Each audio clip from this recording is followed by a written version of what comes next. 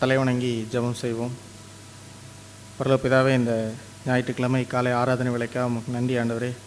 ஆண்டவரே, நீர் எங்கள் வாழ்க்கையிலே பாராட்டுகிற உம்முடைய இரக்கத்திற்காகவும் நீடிய பொறுமைக்காகவும் உம்முடைய மாறாத அன்பிற்காகவும் உமக்கு நன்றி ஆண்டவரே. இந்த ஆராதனை வேளையும் ஆண்டவரே, உம்முடைய திரு சமூகத்தினாலே நீர் எங்கள் ஒவ்வொருவரையும் நீரே ஆசீர்வதிக்க வேண்டுமா என்று கூறும். பாடல் வேலை, துதி, ஸ்தோத்திரம், உம்முடைய திருவார்த்தை எல்லாவற்றிலையும் நீரே எங்களோடு கூட இருந்து எங்களை ஆண்டு நடத்த வேண்டுமா என்று கூறும். ஆண்டவரே, நாங்கள் உம்முடைய வார்த்தையை கேட்டு சீர்பட்டு மனம் திரும்பி ஆண்டவரே குணப்பட்டவர்களாய் நாங்கள் வாழ எங்கள் ஒவ்வொருக்கு உதவி செய்யும். ஆண்டவரே, உமக்கென்று நாங்கள் கனி கொடுத்து வாழ எங்களுக்கு உதவி செய்யும். மீட்பரசருமாகிய இயேசு கிறிஸ்துவின் வேண்டிக் கொள்கிறோம் எங்கள் பரலோக பிதாவே, ஆமென். ஹல்லேலூயா, ஹல்லேலூயா, ஹல்லேலூயா. முதலாவது பாடலாக பாடல் எண் 133 நாம் பாடுவோம். பாடல் எண் 133. அன்பான நம் தெய்வத்தை உயர்த்தி அவர் நம் வாழ்வில் செய்த நன்மைகள், ஜீவன், சுகம், பலன் தந்து ஆதரித்த நம் ஆத்துமாவுக்கு அவர் செய்த நன்மைகளை எல்லாம் எண்ணி இந்த உயர்த்தி இந்த பாடலை பாடுவோம். சீர்மிகு வான்புவி தேவா ஸ்தோத்திரம்.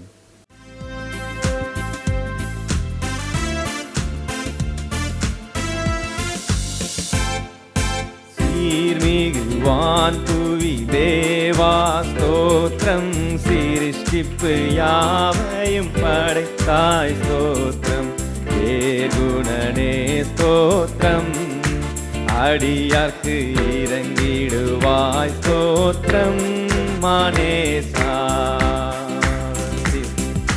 சீர்மிகு வான்புவி தேவா ஸ்தோத்திரம், சிருஷ்டிப்பு யாவையும் படைத்தாய் ஸ்தோத்திரம், ஏகுணனே ஸ்தோத்திரம், இறங்கிடுவாய் ஸ்தோத்திரம் மானேசா.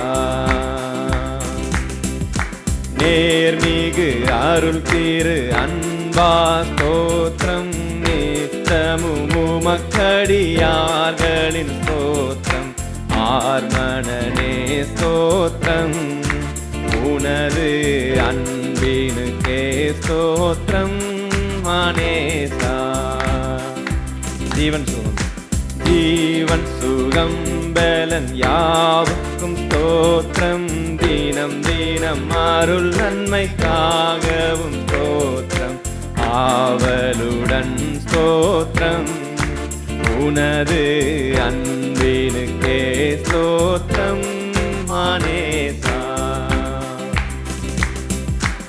ஆத்தும நன்மைகற்காகவும் ஸ்தோத்திரம், அதிசய நடத்துதற்காகவும் ஸ்தோத்திரம், சாற்றுகிறோம் ஸ்தோத்திரம், உனது தகும் அன்புக்கே ஸ்தோத்திரம் மானேசா. மாறா பூரண நேசா ஸ்தோத்திரம், மகிழோடு ஜெபமொழி மாலை ஸ்தோத்திரம், தாராய் துணை ஸ்தோத்திரம், இந்த தருணமே கொடு ஸ்தோத்திரம் மானேசா. ஹல்லேலூயா. நாம் அடுத்ததாக பாடல் எண் 218 பாடல் பாடுவோம். பாடல் எண் 218. ஆண்டவர் நம்மை நடத்தி வந்த பாதையை எப்பயுமே தியானிக்கும் பொழுது அது பிரமிக்கத்தக்க ஒரு பாதையிலாக தான் இருக்கும். அதை எப்படி பாடுவேன் நான் என்று பிரமிப்போடு ஆண்டவர் நடத்தின பாதைகள் எல்லாம் எண்ணி இந்த பாடலை பாடுவோம். எப்படி பாடுவேன் நான் என் இயேசு எனக்கு செய்தது, ஆயுள் முழுவதும் என் கர்த்தருக்காய் ஆத்தும ஆதாயம் செய்வேன்.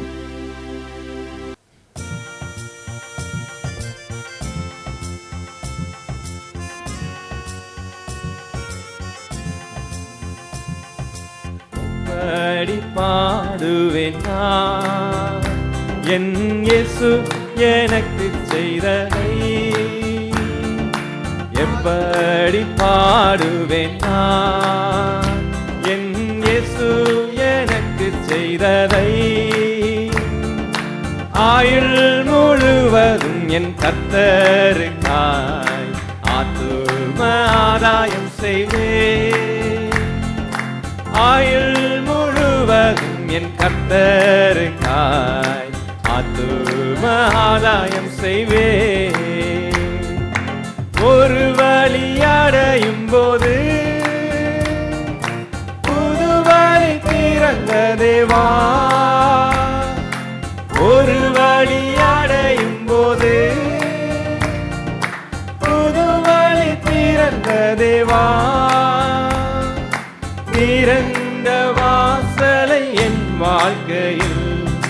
திறந்த வாசலை என் வாழ்க்கையில் அடைக்காத ஆண்டவரல்லோ,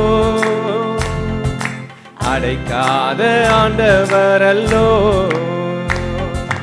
எப்படி பாடுவேன் நான் என் இயேசு எனக்கு செய்ததை. ஆயுள் முழுவதும் என் கர்த்தருக்காய் ஆத்தும ஆதாயம் செய்வேன். ஆயுள் முழுவதும் என் கர்த்தருக்காய் ஆத்தும ஆதாயம் செய்வேன். எப்பக்கம் நெருக்கப்பட்டும் ஒடுங்கி நான் போவதில்லை. எப்பக்கம் நெருக்கப்பட்டும் ஒடுங்கி நான் போவதில்லை. அப்பாவின் மார்பினில் சாய்ந்தென்றுமே, அப்பாவின் மார்பினில் சாய்ந்தென்றுமே எப்போதும் பாடிடுவே, எப்போதும் பாடிடுவே. எப்படி பாடுவேன் நான் என் இயேசு எனக்கு செய்ததை. ஆயுள் முழுவதும் என் கர்த்தருக்காய் ஆத்தும ஆதாயம் செய்வேன். ஆயுள் முழுவதும் என் கர்த்தருக்காய் ஆத்தும ஆதாயம் செய்வேன். கடந்து வந்த பாதையில் கண்மணி போல் காத்திட்டீ, கடந்து வந்த பாதையில் கண்மணி போல் காத்திட்டீ. கடுகளவும் குறை வைக்காமலே, கடுகளவும் குறை வைக்காமலே அதிகமாய் ஆசீர்வதித்தீ, அதிகமாய் ஆசீர்வதித்தீ. எப்படி பாடுவேன் நான் என் இயேசு எனக்கு செய்ததை. ஆயுள் முழுவதும் என் கர்த்தருக்காய் ஆத்தும ஆதாயம் செய்வேன். ஆயுள் முழுவதும் என் கர்த்தருக்காய் ஆத்தும ஆதாயம் செய்வேன். ஹல்லேலூயா. நாம் கடைசியாக பாடல 196 நாம் பாடுவோம். பாடல 196. நம்மை அழைத்த கிறிஸ்து உண்மையுள்ளவர், நம்முடைய அஸ்திபாரம் நம்முடைய கிறிஸ்து. அப்படிப்பட்ட ஆண்டவராகிய இயேசு கிறிஸ்துவின் மேல் நம் நம்பிக்கையை வெளிப்படுத்தும் வண்ணமாய் இந்த பாடலை பாடுவோம். விசுவாசத்தை அறிக்கை செய்யும் வண்ணமாய். சியோனிலே எந்திட அஸ்திபாரம் கிறிஸ்துவே, அவர் நான் என்றும் நம்பும் கண்மலை.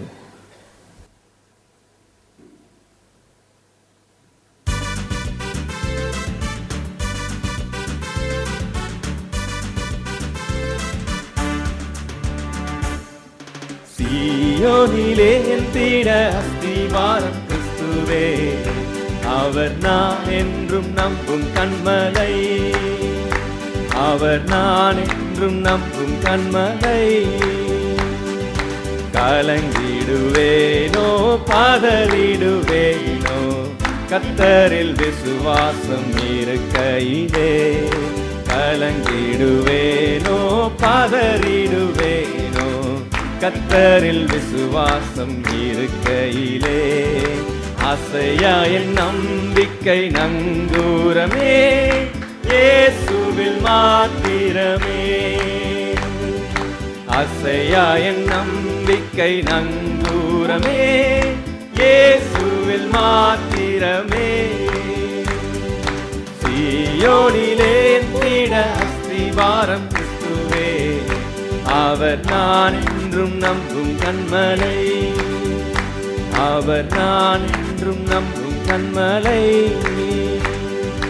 புயல் அடித்தாலும் மழை மோதினாலும் எவர் எனக்கு எதிராய் எழும்பினாலும், புயல் அடித்தாலும் மழை மோதினாலும், எவர் எனக்கு எதிராய் எழும்பினாலும், எனக்கு எட்டாத உயரத்திலே எடுத்தவர் நிறுத்திடுவார்.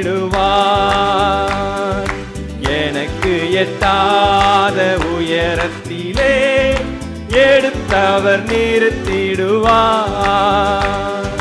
சீயோனிலே என் திட அஸ்திவாரம் கிறிஸ்துவே, அவர் நான் என்றும் நம்பும் கண்மலை, அவர் நான் என்றும் நம்பும் கண்மலை. வியாதியினாலே காயம் வருத்தி வாடிய மரண நீழல் சூழினும், வியாதியினாலே காயம் வருத்தி வாடிய மரண நீழல் சூழினும், விசுவாசத்தின் கரத்தாளவர் வாக்கை நான் பற்றிடுவேன். விசுவாசத்தின் கரத்தாளவர் வாக்கை நான் பற்றிடுவேன். சீயோனிலே என் திட அஸ்திவாரம் கிறிஸ்துவே, அவர் நான் என்றும் நம்பும் கண்மலை, அவர் நான் என்றும் நம்பும் கண்மலை. பரிசுத்த விசுவாசத்தாலே பரிசுத்த ஸ்தலம் ஏகிடவே, பரிசுத்த விசுவாசத்தாலே பரிசுத்த ஸ்தலம் ஏகிடவே, திரை வழியாம் தன் சரீரத்தினால் திறந்தாரை தூயவழி, திரை வழியாம் தன் சரீரத்தினால் திறந்தாரே தூய வழி. சீயோனிலே என் திட அஸ்திவாரம் கிறிஸ்துவே, அவர் நான் என்றும் நம்பும் கண்மலை, அவர் நான் என்றும் நம்பும் கண்மலை. நான் விசுவாசிப்போரின் என்றறிவேன், என்னையே படைத்திட்டேன் அவர் கரத்தில். நான் விசுவாசிப்போரின் என்றறிவேன், என்னையே படைத்திட்டேன் அவர் கரத்தில். முடிவு வரை நடத்திடுவார், முற்றுமாய் ரட்சிப்பாரே. என்னை முடிவு வரை நடத்திடுவார், முற்றுமாய் ரட்சிப்பாரே. சீயோனிலே என் திட அஸ்திவாரம் கிறிஸ்துவே, அவர் நான் என்றும் நம்பும் கண்மலை, அவர் நான் என்றும் நம்பும் கண்மலை. அல்லேலூயா. நம்ம எல்லோரும் எழுந்து நிற்போம். நம்மை அழைத்த தேவன் உண்மையுள்ளவர். உலக தோற்றத்திற்கு முன்பாகவே நம் தேவன் இயேசு கிறிஸ்துவுக்குள்ளாக கிருபையின் மகிமைக்கு புகழ்ச்சியாக இவர்களை நான் தெரிந்து கொள்கிறேன் என்று நம்மை பேர் பேராக தெரிந்து கொண்ட நல்ல தகப்பன்.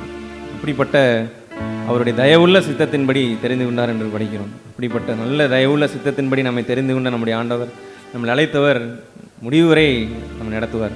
இப்படிப்பட்ட நல்ல ஆண்டவரை நம் சொந்த இரட்சகராக கொண்டிருக்க, நம்ம ஆத்துமத்தை நரகாக்கினிலிருந்து மீட்டெடுத்து பரலோகத்துக்கு சொந்தக்காரர்களாக நம்மளை மாற்றி ராஜாக்களும் ஆசாரியர்களுமாக ஒரு பேரான ஒரு வாழ்க்கையை வாழும்படியாக இந்த பூமியில் வைத்திருக்கிறார். அவரே நம்பி வாழக்கூடிய ஒரு பாக்கியமான ஒரு வாழ்க்கை. இப்படிப்பட்ட ஆண்டவர் நம் கூட இருக்க, நம் மத்தியில் வாசமாக இருக்க, நம்ம எல்லோரும் இதயத்தின் ஆழத்திலிருந்து முடிந்தவர்கள் கரங்களை உயர்த்தி, சத்தத்தை உயர்த்தி எல்லோரும் ஆண்டவர் துதிகளையும் நன்றிகளையும் இதயத்தின் ஆழத்திலிருந்து எல்லாருக்கும் தெரிவிக்க கிடவோம். Thank you Lord Jesus. அப்பா, நீர் எங்களை தெரிந்து கொண்டு உங்களுடைய மகாபிரிய இரக்கத்திற்காகவும் கிருபைக்காகவும் நன்றி ஆண்டவரே. கிறிஸ்துவுக்குள்ளாக நற்கிரியைக்கென்றே எங்களை தெரிந்து கொண்டீங்களே, அதற்காக நன்றி நன்றி துதிக்கிறோம், ஸ்தோத்திரிக்கிறோம் ஆண்டவரே. எப்பொழுதும் இளைப்பாறுதலில் பிரவேசிக்கும்படியா நீர் எங்களுக்காக யாவையும் செய்து முடித்திருக்கிறீரே, அதற்காக நன்றி நன்றி துதிக்கிறோம், ஸ்தோத்திரிக்கிறோம் ஆண்டவரே. அப்பா, எங்களை நீதிமானாக்க நம்முடைய கிருபைக்காக நன்றி நன்றி, பாவைகளை நீதிமானாக்கிற நம்முடைய கிருபைக்காக நன்றி நன்றி துதிக்கிறோம், ஸ்தோத்திரிக்கிறோம். அப்பா, விசுவாசத்தினாலே நீதிமானாக்கக்கூடிய ஒரு பாக்கியத்தை எங்களுக்கு தந்தீங்களே, அதற்காக நன்றி நன்றி துதிக்கிறோம், ஸ்தோத்திரிக்கிறோம். எங்கள் வாழ்க்கையில் இந்த நாள் வரைக்கும் நீ செய்து வந்த கிரியைகளை எண்ணி பார்க்கிறோம். அப்பா, எப்படி எப்படி பாடுவேன் நான் என்று நாங்கள் கேட்பது தான் ஆண்டவரே முடியும். அப்படிப்பட்ட நன்மையை எங்கள் வாழ்க்கையில் செய்திருக்கிறீரே, அதுக்காக நன்றி நன்றி. துதிக்கிறோம், சோதரிக்கிறோம் ஆண்டவரே. நம்முடைய அன்பு எங்கள் வாழ்க்கையில் மாறாததாகவே இருந்திருக்கிறது. எத்தனையோ சூழ்நிலையில் எத்தனையோ முறை நாங்கள் குறைவுள்ளவர்களாக இருந்தபோதும், அப்பா நாங்கள் பின்வாங்கினவர்களாக இருந்த போதுமே கூட உடைய அன்பு மாறாததாக எங்களை ஆண்டவரே இடத்துல கிட்டி சேர வைக்கத்தக்க அன்பாகவே எங்கள் வாழ்க்கையில் இருந்திருக்கிறதே, அதுக்காக நன்றி நன்றி. துதிக்கிறோம், சோதரிக்கிறோம் ஆண்டவரே. உடைய அநாதி ஸ்நேகத்தால் எங்களை இழுத்துக்கொண்ட உடைய கிருபைக்காக நன்றி ஆண்டவரே. Thank you Lord. ஒவ்வொரு நாளும் காலைதோறும் உடைய புதிய இரக்கத்தையும் கிருபையும் தந்து ஆதரித்து முன்னேறி செல்லும்படியாகவே நடத்துகிறீர்கள், அதற்காக நன்றி. நீதியின் பாதையில நடத்துறீங்களே, அதற்காக நன்றி. இந்த நாள் வரைக்கும் எங்கள் வாழ்க்கையில் எத்தனையோ வெற்றியை அடைய செய்திருக்கிறீர்கள், நன்றி நன்றி. துதிக்கிறோம், சோதரிக்கிறோம் அப்பா. இன்னும் எங்கள் வாழ்க்கையில் மாற வேண்டிய காரியங்கள் எல்லாம் நீர் மாற்றுவீர் என்பதை அறிந்திருக்கிறோம். ஏனென்றால் அழைத்தவர் நீர், உண்மையுள்ளவர், முடிவு வரைந்தும் எங்களை நடத்துவீங்க, அதற்காக நன்றி. துதிக்கிறோம், ஸ்தோத்திரிக்கிறோம் அப்பா. நன்றி நன்றி ஆண்டவரே. Thank you for your love Lord, everlasting love towards as. Thank you father, price you father. Thank you Lord Jesus.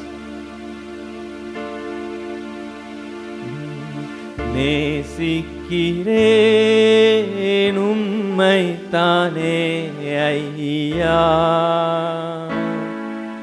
நீல இல்லாத இந்த உலகத்திலே நேசிக்கிறேன் உம்மை தானே ஐயா,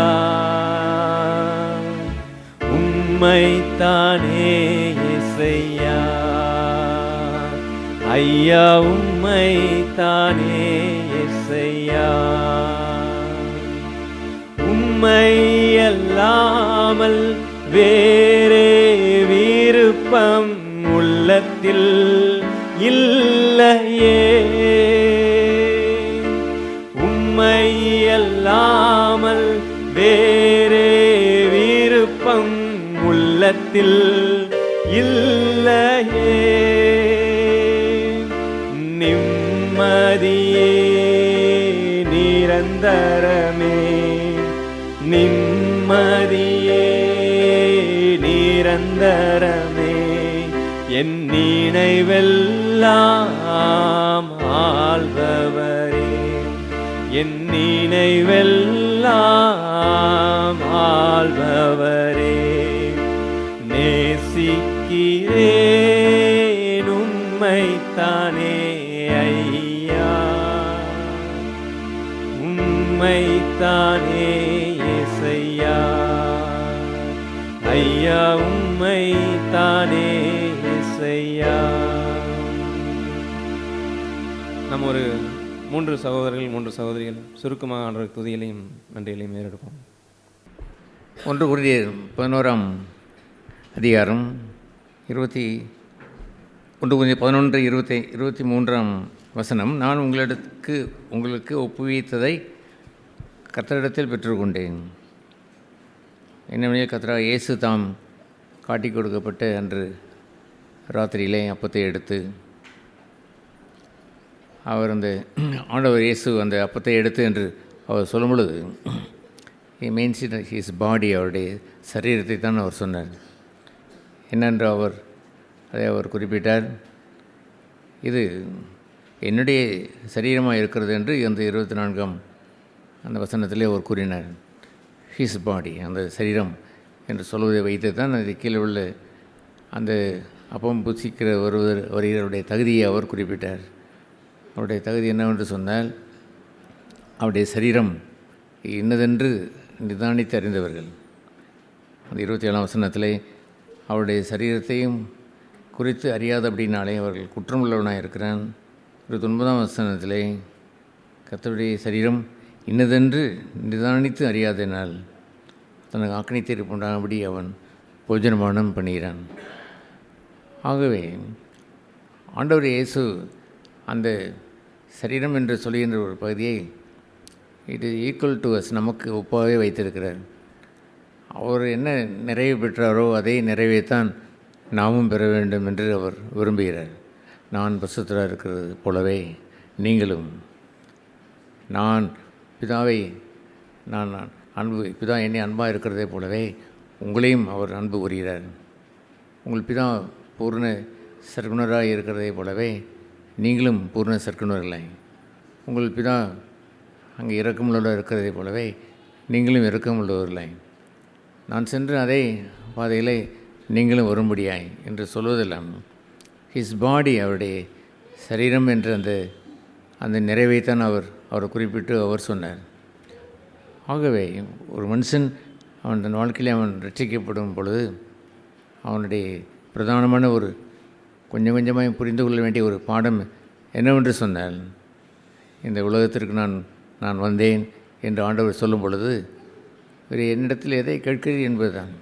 நீ என்னிடத்தில் வேறொன்றும் கேட்கவில்லை, காணிக்கையை கேட்கவில்லை, இந்த தகன பலியை கேட்கவில்லை. கேட்டிருந்தால் அதை நான் கொடுத்திருப்பேன். அது அல்ல பிரதானம். அந்த மற்றதெல்லாம் ஒன்றுமே இல்லை என்று சொல்ல வரவில்லை. பிரதானம் என்னவென்று சொன்னால், எனக்கு ஒரு சரீரத்தை ஆயத்தம் செய்து வைத்தீர். அந்த சரீரத்தை உமக்கு நான் ஜீவ பலியாய் ஒப்பு கொடுத்து விட்டு, அதை நான் காணிக்கையாய் ஒப்பு கொடுத்து விட்டு, உம்முடைய சித்தம் செய்து உம்முடைய நிறைவை நான் பெற வேண்டும் என்பதற்காகவே தான் இந்த பூமியிலே என்னை அனுப்பியிருக்கிறீர். அதுபோன்ற ஒரு ரெஸ்பான்சிபிலிட்டி, அந்த பொறுப்பை காலங்கள் போக போக கொஞ்சம் கொஞ்சமாக அதை உணர்ந்து கொள்ள வேண்டும். நம்முடைய கனமுள்ள பாத்திரம் என்று எழுதியிருக்கிறது. கனமுள்ள பாத்திரம் என்று சொன்னால் தன்னை சுத்திகரித்து கொண்டு எஜமான் பார்க்கும் பொழுது பிரியமுள்ள பாத்திரமாக இருக்க வேண்டும். அவருக்கு கையில் இருக்கக்கூடிய ஒரு கருவியாய் ஆயத்தமுள்ள பாத்திரமாய் என்னை அவர் பயன்படுத்த வேண்டும் என்று இருக்கிற இந்த வெசல் அண்ட் ஆனர், அந்த கனமுள்ள பாத்திரமாய் அவனவன் தன் சரீரத்தை அப்படி ஒரு கனமுள்ள பாத்திரமாய் பாண்டமாய் அவன் காத்துக்கொள்ள கடவன் என்று எழுதியிருக்கிறது. அப்படி ஒரு பொறுப்பை நாம் இந்த சரீரத்திலே பெற்றிருக்கிறோம். தூதர்களுக்கும் இல்லாத ஒரு ஆச்சரியம் என்னவென்று சொன்னால், தூதர்களுக்கு விட குறைவாக இருந்தாலும் நம்மை ஏன் அவர் கனத்தினாலும் மகிமையினாலும் முடிச்சுவிட்டினார் என்று சொன்னால், இந்த சரீரம்தான். ஆண்டவர் இயேசு இந்த சரீரத்திலே வந்து ஹி சஃபர்ட் இந்த பாடி, அந்த சரீரத்தில் அவர் பாடுபட்டார். தூதர்கள் பாடுபட இயலாது. தூதர்கள் ஆவியாக இருக்கிறவர்கள், அவர்களுக்கு துன்பம் அடைய வேண்டும் என்றால் அது அவர்களுக்கு சாத்தியமில்லை. அவர்களுக்கு நம்மை போன்ற மாம்சத்தையும் இரத்தத்தையும் உடைய போல் அவர்கள் இருப்பதும் இல்லை. அவர்கள் ஆவியாய் இருக்கிறார்கள்.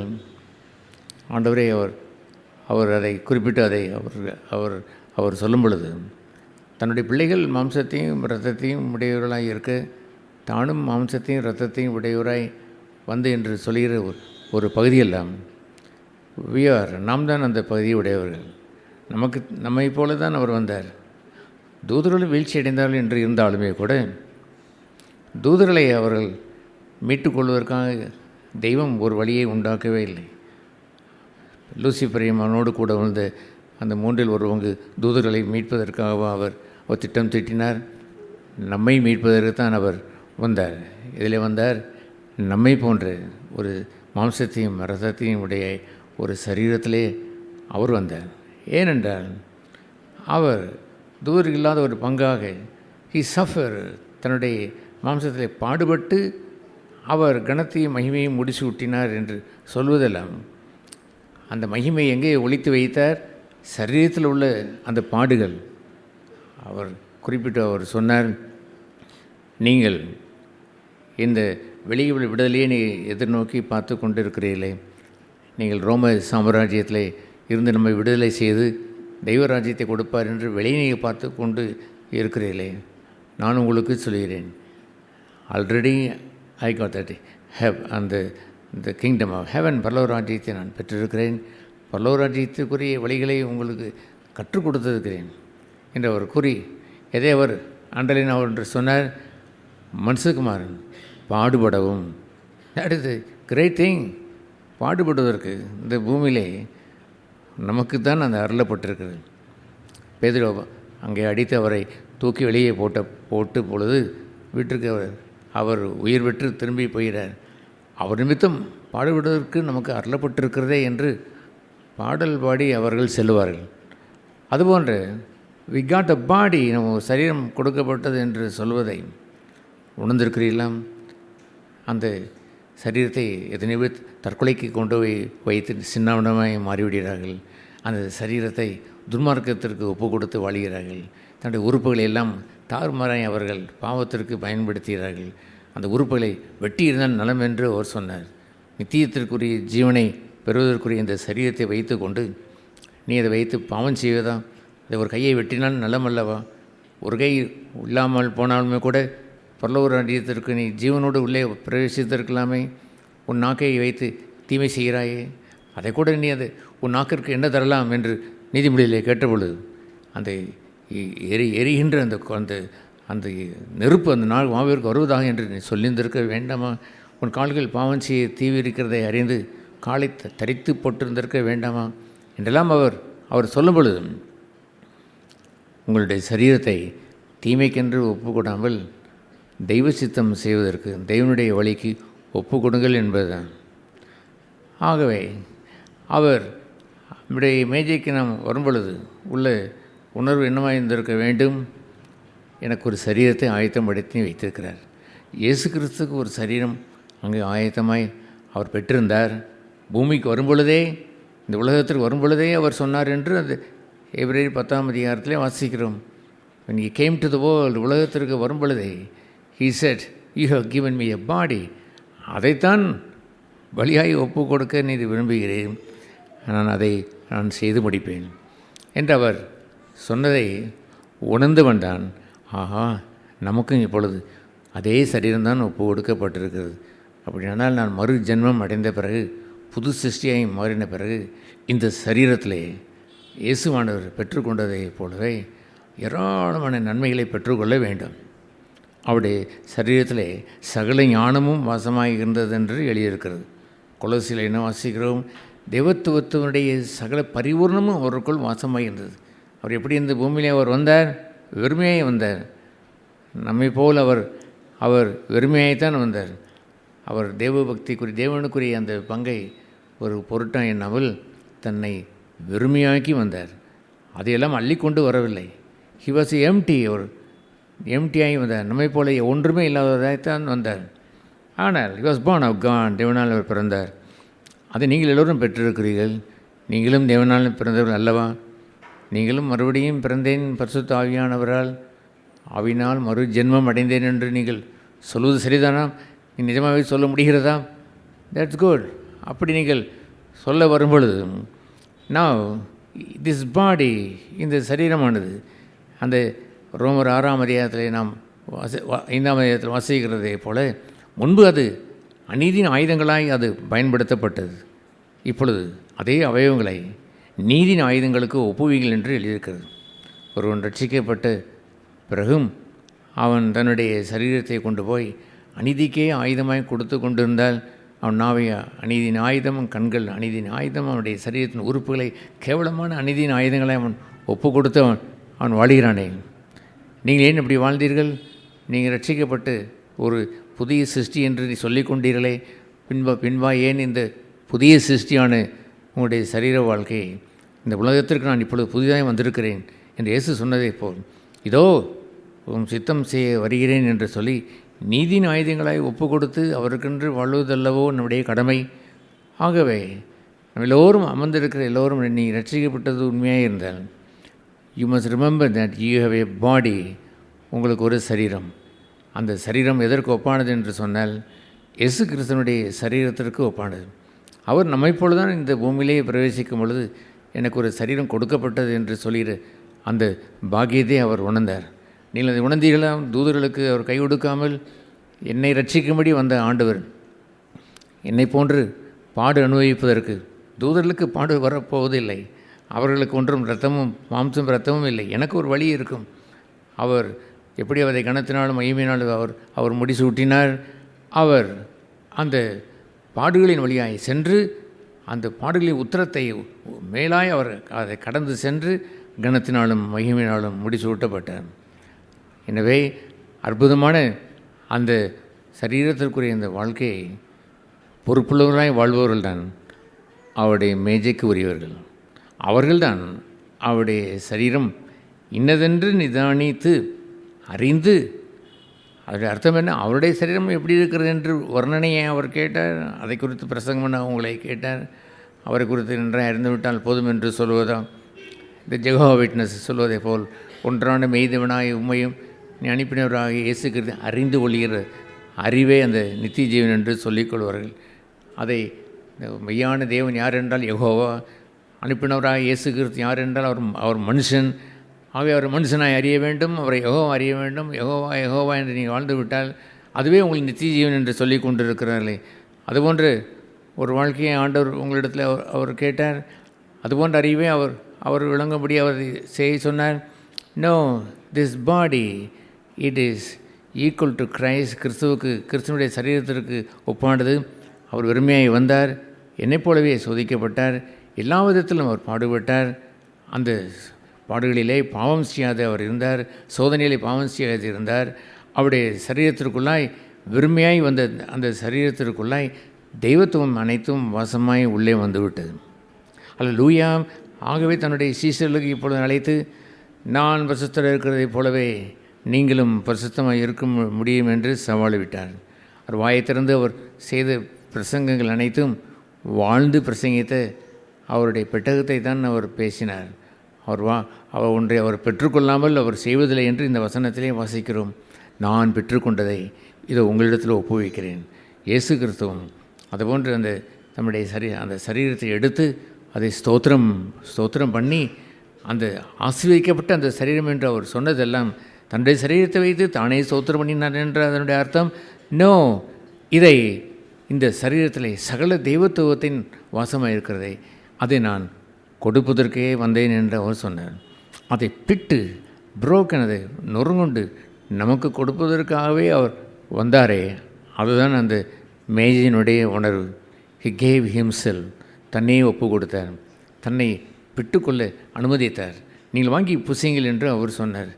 ஜீவன் உடையதாய் வைத்திருந்தார், ஞானம் நிறைந்ததாய் வைத்திருந்தார், பரிசுத்தம் நிறைந்ததாய் வைத்திருந்தார், இரக்கம் நிறைந்ததாய் வைத்திருந்தார், பாவமில்லாத அந்த வாழ்க்கையை வைத்திருந்தார். இதை வாங்கி புசியுங்கள் என்று அவர் சொன்னாரே பாருங்கள். ஆகவே இதை மற்றவர்களுக்கு பகிர்ந்து கொடுக்கிறது என்று சொல்வதெல்லாம், சகோதரனை சகோதரியை, நான் இந்த வாழ்க்கையை பெற்றுக்கொண்டேன், நீங்களும் இதை பெற்றுக்கொள்ளுங்கள். நாம் ஒருவராய் பூர்ணத்தை அடைந்திட முடியாது. நாம் அநேகராக இருந்தாலும் ஒரே சரீரமாக இருக்கிறோம். நம்ம எல்லோரும் அந்த வாழ்க்கையை வாழ வேண்டும் என்று ஷேர் பண்ணிக்கிறோமே, அந்த பொறுப்பும் வைத்திருந்திருக்க வேண்டாமா? அதுவும் அந்த சகோதரன் எடுக்கிறார், பரிசுத்தவானாய் எடுக்கிறார், நானும் அவனைப் போல் இருக்க வேண்டும் என்ற எண்ணம் இல்லாமல் நீங்கள் அதை அந்த பங்கு பெறுகின்ற அந்த வாழ்க்கையை சின்சியராக இதை எடுத்து பங்கு பெற வேண்டாமா? என்னத்தையும் அப்பத்தை வாயுவிலே போட்டுவிட்டால் பரலோகம் போய்விடலாம் என்று எண்ணுகின்ற இந்த சில மார்க்கத்தார் இருக்கிறதை போலவே நாம் வாழ வேண்டும். அதை ஒரு சடங்கு என்று எண்ணிக்கொண்டு வாழுவதா? கிறிஸ்துவின் சரீரத்திலே ஊர் வந்துவிடக்கூடாது, அதில் புளித்தமாக வந்துவிடக்கூடாது. நீங்களோ புளிப்பில்லாத அப்பமாய் இருக்க வேண்டும். ஆகவே அந்த அப்பத்தை பிற்கிற அந்த அப்பமானது புளிப்பில்லாது என்று சொல்கின்ற அந்த பகுதியை வைத்து யாராவது ஒருவர் பகிரங்கமான பாவம் செய்யும் பொழுது அவரை கண்டு நாம் புத்தி சொல்வதெல்லாம், சபை விட்டு போங்கள் என்று சொல்வதில்லை, எந்த மனுஷனையும் பிரகாசிப்பிக்கிற மெய்யான ஒளியாக இருப்பதுதான் சபை. ஆனால் அவரை சீர்படுத்தி நீங்கள் நன்றாய் மனம் திரும்பி வருவதற்கு ஒரு 3 மாதம் அவகாசம் எடுத்துக்கொள்ளுங்கள். நான் அந்த 3 மாத அவகாசத்திலும் அப்பம் விற்கக்கூடாது என்பதை உறுதிப்படுத்திக் கொள்ளுங்கள். ஏனென்றால் ஒரு மூப்பனாய் இருக்கக்கூடியவன், சபைக்கு முன்பாய் நின்று நடத்தக்கூடியவனுடைய பொறுப்பு என்னவென்று சொன்னால், அவன் அகங்காரம் கொண்டவனாய், ஆட்கள் கூட்டம் சேர்ந்தால் போதுமென்று எண்ணாதவனாய், அவர்களை சீர்படுத்துகிறவனாய் இருந்திருக்க வேண்டும். ஆகவே நீங்கள் இப்படி அப்பம் விற்பதற்கு நீங்கள் வேண்டாம் என்று சொன்னால் அதுவே அவர்களுக்கு பெரிய ஒரு நஷ்டத்தை போல் எல்லாம் போச்சு என்று சொல்வதை போல் உடனே சபையை தூற்றுவதும், அந்த மூப்பர்களை தூற்றுவதும், அவர்கள் எதிர்விதமாய் எதிர்வினை ஆற்றுவதும் ஏராளம் இந்த சபையில் நாம் நடந்திருக்கிறது சகோதரர்களே. ஆனால் ஒன்று நிச்சயம், we kept the body of Christ, கிறிஸ்தனுடைய சரீரமான சபையை அசுசிப்பட அனுமதித்தது இல்லை. அந்த புளிப்பை அந்த கொஞ்சம் புளித்தமாய் உள்ளே போட்டுவிட்டு எல்லாம் புளித்து போகுவதற்கு ஒரு நாளும் அனுமதித்தது இல்லை. ஸ்டுட் ஃபாதர், அதற்காக நாம் நின்றோம். அப்படியே தான் நம்முடைய கிறிஸ்தனுடைய சரீரத்திலே கொஞ்சம் பேராக இருப்பது என்று அல்ல நிறைய பேராக இருப்பது அல்ல, அத்தனை பேரும் யாராயிருந்தாலும் அத்தனை பேரும் கிறிஸ்தனுடைய சரீரம் இன்னதென்று அறிந்து நிதானித்து பயபக்தியோடு எடுக்கிற மக்களைத்தான் நாம் சபையிலே பெற்றிருக்கிறோம். பொக்குகளாய், அது புரிந்து கொள்ளாமலே இருக்கிற மக்களாய், தவிடுகளாய் இருக்கக்கூடிய உமியிலே எல்லாம் அவரை எடுப்பேன் என்று அவர் சொன்னார். அவர் வாக்கு கொடுத்தபடியே அவர் எடுத்தார். நாம கேட்டோம், அவரே செய்தார். அவரே செய்து அகற்றி வைத்து ஒரு தூய்மையான, ஒரு பரிசுத்தமான, புதிதாய் பிசைந்த மாவு போல் இருக்கக்கூடிய மக்களைத்தானே வைத்திருக்கிறார். அதுபோன்று மக்களாக இருக்கக்கூடிய நாம் அவருடைய சரீரமாய் இருக்க வேண்டாமா? அவருடைய சரீரமான சபை என்று எழுதியிருக்கிறதே, அந்த சரீரமான சபைக்குரியவர்களாய் நம்ம எல்லோரும் அநேகராக இருந்தாலும் ஒன்றாக இருக்கக்கூடிய அநேகமாக இருந்தால் அவயங்கள் அநேகமாக இருந்தாலும் ஒரே சரீரமாய் கிறிஸ்துவனுடைய சரீரம் என்று ஒரு எண்ணம் வேண்டாமா? அதுபோன்ற ஒரு பயபக்தியை உடையவர்களாய் நாம் வாழ வேண்டாமா? அதைத்தான் ஆண்டவர் இங்கே அந்த மேஜைக்கு வரும்பொழுது அவர் சொன்னார். அவர் அந்த அப்பத்தை ஸ்தோத்திரம் பண்ணினார். அந்த அப்பத்தை எடுத்து அவர் ஸ்தோத்திரம் பண்ணினார். அந்த ஸ்தோத்திரம் பண்ணினதுக்கு காரணம் என்ன தெரியுமா? அது அவருடையதல்ல. He got it from God, தேவனிடத்திலிருந்து பெற்றார். ஆகவே எண்ணத்தினாலான எண்ணில் என்று அந்த வசனத்தை சொல்லுவது, எண்ணத்தினால் எண்ணில் என்று சொல்வது என்னவென்று சொன்னால், நான் கர்த்தரிடத்திலிருந்து பெற்றுக்கொண்டேன். ஆகவே இதை உங்களுக்கு நான் தருகிறேன். அல்லேலூயா. இந்த பூமியில் இருக்கக்கூடிய மிகப்பெரிய ஆசீர்வாதம் உரிய முற்றுப்புள்ளியான ஆசீர்வாதம் என்ன என்பதை கலாத்தியில் அவர் சொல்லுவார். ஆபிரகாமுக்கு கொடுக்கப்பட்ட அந்த ஆசீர்வாதம் நமக்கு வந்தது என்று சொல்லும் பொழுது, ஆபிரகாம் பெற்ற ஆசீர்வாதம் உன்னை ஆசீர்வதித்து அநேக ஆசீர்வாதமாய் வைப்பேன் என்பதுதான். இதை தவிர வேறொரு பிரமாணத்தை நான் என் உள்ளத்தில் வைத்திருக்கவில்லை. எப்போதும் என் உள்ளத்தில் வைத்திருப்பதெல்லாம், ஆண்டவரே நான் ஆசீர்வதிக்கப்பட வேண்டும். யாக்கோபு கேட்டது பொய்யா? அவன் கேட்டதுன்னு அகந்தையில் கேட்டானா? யூ பிளஸ் மீ ப்ளீஸ், என்னை ஆசீர்வதிக்காமல் விடமாட்டேன் என்றவன் கேட்டானே. இந்த உலகத்தை மண்டியிட்டு உலகத்தின் பாதத்தில் விழுந்து பணத்திற்காகவும் அந்த உலக ஆசைக்காகவும் அந்த லோகாதிபதியை காலை வணங்குகிறார்களே, கொஞ்சம் முழங்கால் படியிட்டு எனக்கு வெந்தால் உனக்கு கொடுக்குறேன் என்று சொல்கிறானே, அங்கே போய்விடுகிறார்கள். அதுபோன்று ஒரு கேவலம் இல்லாமல் ஒரு மனுஷன், ஒரு யாக்கோபு என்ற அந்த மனுஷன் தேவனுடைய பாதத்தில் விழுந்து, யுவர் பிளெஸிங், உங்களுடைய ஆசீர்வாதம், அக்கறைப்பட்டு போனதெல்லாம் போகட்டும், இப்போ நான் தனியாக இருக்கிறேன், எனக்கு எது ஆசீர்வாதம் என்று புரிந்து கொண்டேன். இந்த லோகத்தினுடைய இந்த 2 பரிவாரங்கள் அல்ல, அது அல்ல, உம்முடைய ஆசீர்வாதமே எனக்கு மேலென்று விழுந்து கிடந்தானே பாருங்கள். அது ஒன்று அகந்தை இல்லை. I want to be blessed by God every day. ஒவ்வொரு நாளும் நான் ஆசீர்வதிக்கப்பட நான் விரும்புகிறேன். காட் கம்ஸ் ஃபெய்த்ஃபுல்லி, உண்மையில் அவராக இருந்து அவர் வருகிறார். He is such a loving God. He loves me very much. ஆகவே உன்னை கர்த்தர் ஆசீர்வதிப்பதே அவருக்கு பிரியம் என்று இருக்கிறபடியால் அவர் வருவார், வந்து என்னை ஆசீர்வதிக்கிறார். தென் மை ரெஸ்பான்சிபிலிட்டி இன்க்ரீஸ், என்னுடைய பொறுப்பு கூடியவிடுகிறது. இப்பொழுது நான் புறப்பட்டு சென்று அநேகரை ஆசீர்வதிக்க வேண்டும். இனி முதலில் யாக்கோபு என்று சொல்கிற தனி மனிதன் அல்ல, இஸ்ரவேல் அநேக குடும்பங்களை ஆசீர்வதிக்கிற மனுஷனாய், ஒரு தேசத்தின் பிதாவாய் நீ மாறுவாய் என்று அனுப்பி வைத்தாரே பார்கள். அதுபோன்ற ஒரு ஆசீர்வதிக்கின்ற மக்களாக இருக்க வேண்டும் என்ற ஒரு பொறுப்பை உணர்ந்தது தான் அவருடைய சரீரம்.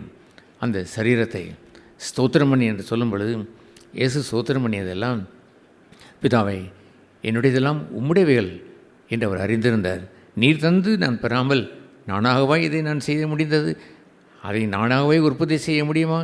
நாமாவே ஒரு சபையில் இருந்து அரும்பாடுபட்டு அவர்கள் தாழ்மை என்றும் பொறுமை என்றும் அவர்கள் திவ்ய சுவாமம் என்றும் செக்கிழுக்க வைத்து தாங்களாகவே முயற்சி செய்து என்னமோ செய்வதை போல் செய்து கொண்டு இருப்பதை ஒரு நாளும் இயேசு செய்யவில்லை.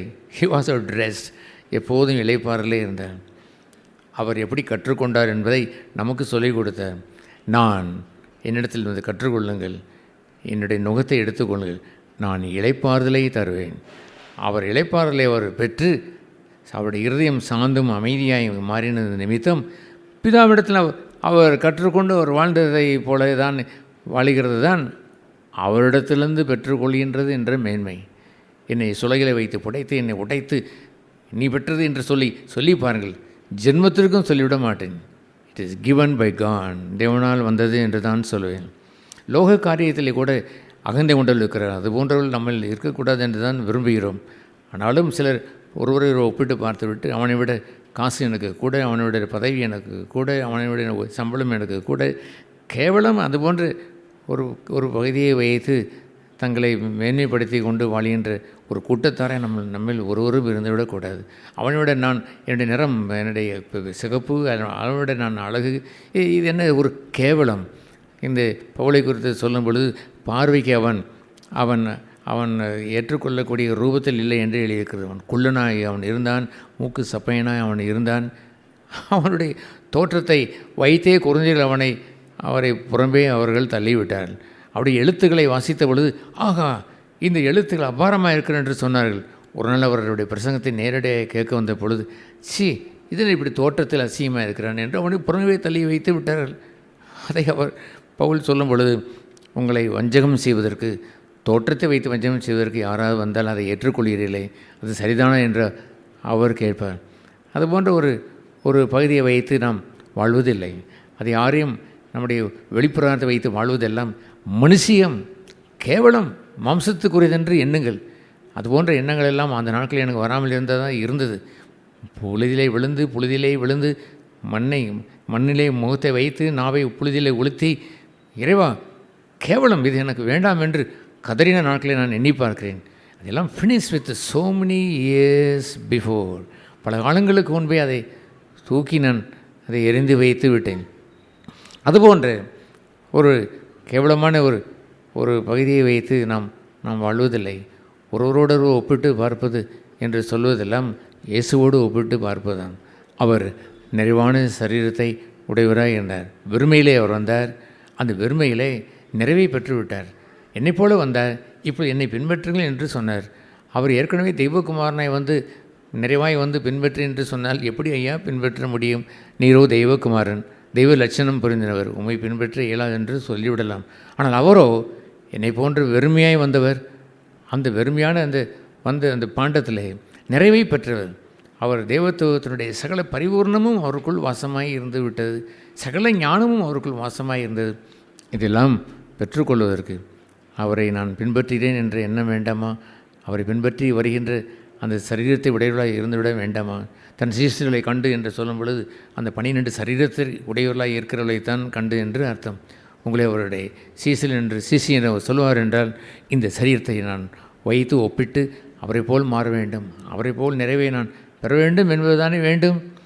ஆகவே எதை நான் பெற்றேனோ அதைத்தான் பகிர்ந்து கொள்ள முடியும்.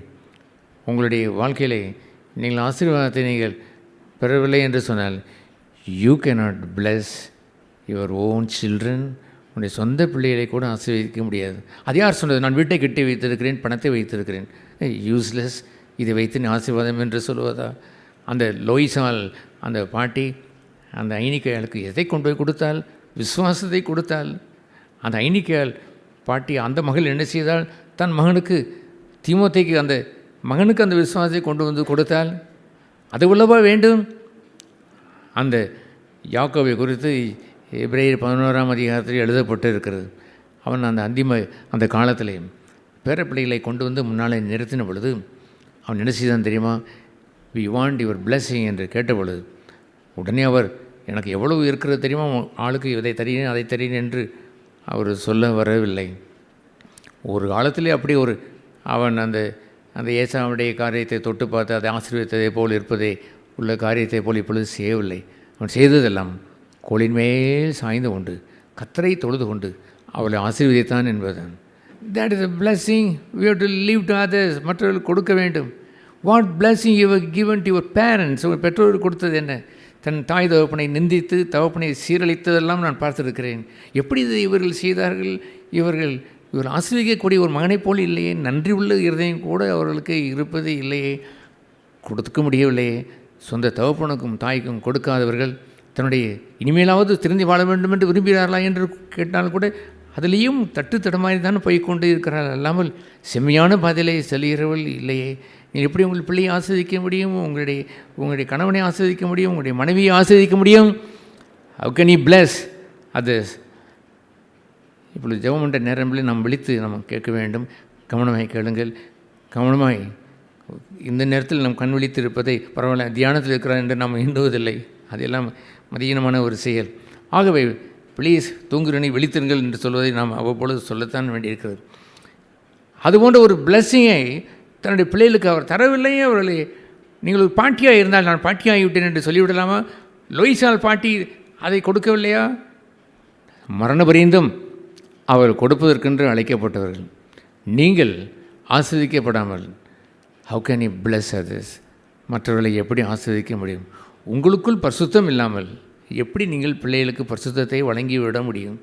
உங்களுக்குள் தாழ்மை இல்லாமல், உங்களுக்குள் பொறுமை இல்லாமல், உங்களுக்குள் சாந்த குணம் இல்லாமல், உங்களுக்குள் அன்பு இல்லாமல், உங்களுக்குள் தயவு இல்லாமல், உங்களுக்குள் மன்னிக்கிற சுபாவம் இல்லாமல், how can you bless others? மற்றவர்களை எப்படி ஆசீர்வதிக்க முடியும்? ஒரு சூழ்நிலை என்று ஒன்று வரும்பொழுது, நான் ஒரு நேரத்தில் நாம் தியானித்ததை போல், அவனுக்கு இல்லை, எனக்கு இருக்கிறது, தெய்வம் எனக்கு கொடுத்த அன்பு இருக்கிறது, அவனுக்கு அன்பை கொடுப்பதற்கு நான் கடனாளி. ஆகவே என்னுடையது அல்ல, அது அவருடையது. அவரிடத்தில் கேட்டால் உண்மை அன்பு உரிய என்று கேட்டால் இல்லை இல்லை, நீ அன்பு ஒரு சரிதான் எனக்கு தெரியும், ஆனால் நீ அன்பு கூறுவாய் என்றால் ஒருவர் நேசி என்று கையை இப்படி காட்டி விடுகிறாரே, ஒரே கட்டளை தான், போ give that love to him, அவனுக்கு அன்பை காட்டு என்று சொல்கிறார். அவனுக்கு ஒன்றும் இல்லையே, தரித்திரனுக்கு தான் கொடுக்க வேண்டும். அவன் சத்ருவாய்ந்தால் அவனுக்கு கொடுக்க வேண்டும். சத்ருவை நேசி என்று தானே அவர் அனுப்புகிறார். உன்னுடைய என்ன இருக்கிறது? உன்னுடைய கொடுக்கக்கூடிய தெய்வ அன்பை வைத்திருக்கிறாயா? நிறைந்து பெற்றிருக்கிறாயா? அதை நான் அவர் கொடுத்தார் என்ற அந்த கடனை உணர்ந்திருக்கிறீர்களா? அதை கொடுக்க வேண்டும் என்ற அந்த உணர்வை பெற்றிருப்பது தானே பாக்கியம். ஒரு நாள் தொடங்கி முடிவதற்குள்ளாய் அப்பா எத்தனை சமயங்களிலே எத்தனை சூழ்நிலைகள் கொடுக்க வேண்டியிருக்கிறதே பாருங்கள். உங்களுடைய ஹிஸ்ட்ரி, உங்களுடைய லைஃபை ஒரு நாள் ஒரு ஒரு சோதனையை எடுத்து பார்த்துருக்கிறீர்களா? நான் பலமுறை ஆண்டவரே டுடே, இன்று நான் ஒரு முறை கூட முறுமுறுத்தோடு கூட I am going to watchful, கவனமாக இருக்க போகிறேன் என்று இருக்கும் பொழுது அவ்வப்பொழுது சில முறுமுறுப்பு ஏற்பட்டு துக்கமடைந்து இதுவும் கூடாது, இன்னொரு நாள் நான் இதை செக் பண்ணுகிறேன் என்று அதை செக் பண்ணி நான் சோதித்து பார்ப்பது உண்டு.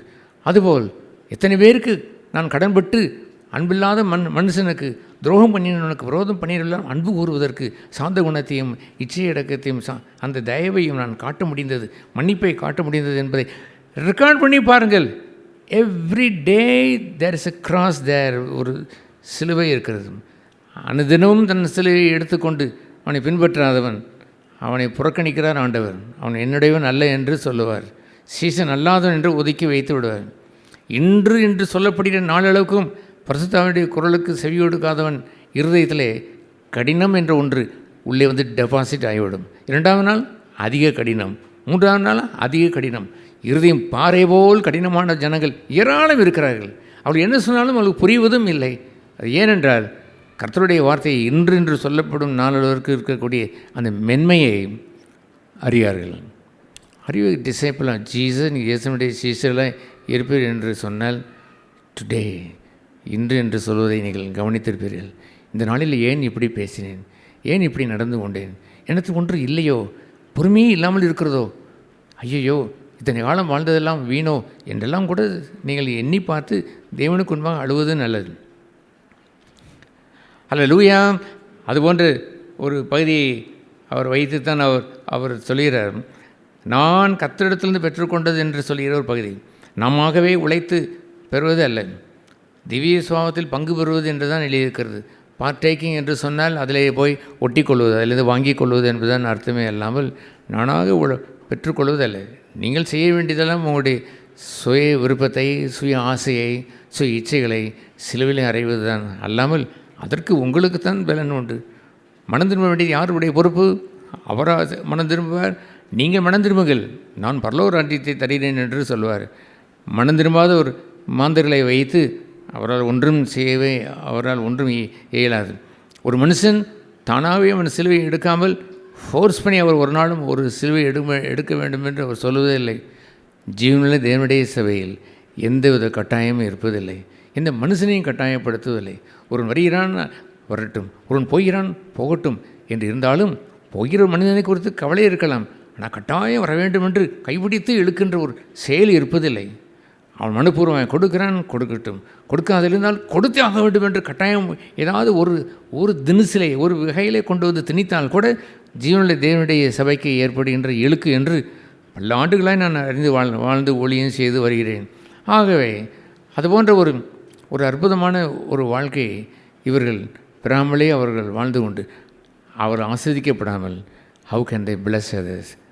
அதனால தான் ஆண்டவர் அவர் சொன்னார், பூமியிலே அல்ல, அதை சேர்த்து வைப்பதற்கு எத்தனை பேர் அதை போட்டி போட்டு கொண்டு சேர்த்து வைத்திருக்கிறார்கள். அந்த அவனை பார்த்து மதிகடனை, இன்று உன் ஆத்துமா நீ உன்னுடைய உயிர் போகும் என்றால் இன்று இரவு செத்து போய்விட்டால் என்று கேட்டதை போலவே அவன் ஏராளமான களஞ்சியங்களை சேர்த்து வைத்து கொண்டு இன்னும் கட்டுவேன், அடுத்த சந்ததி என்று அவன் கட்டிக்கொண்டே போகிறான்.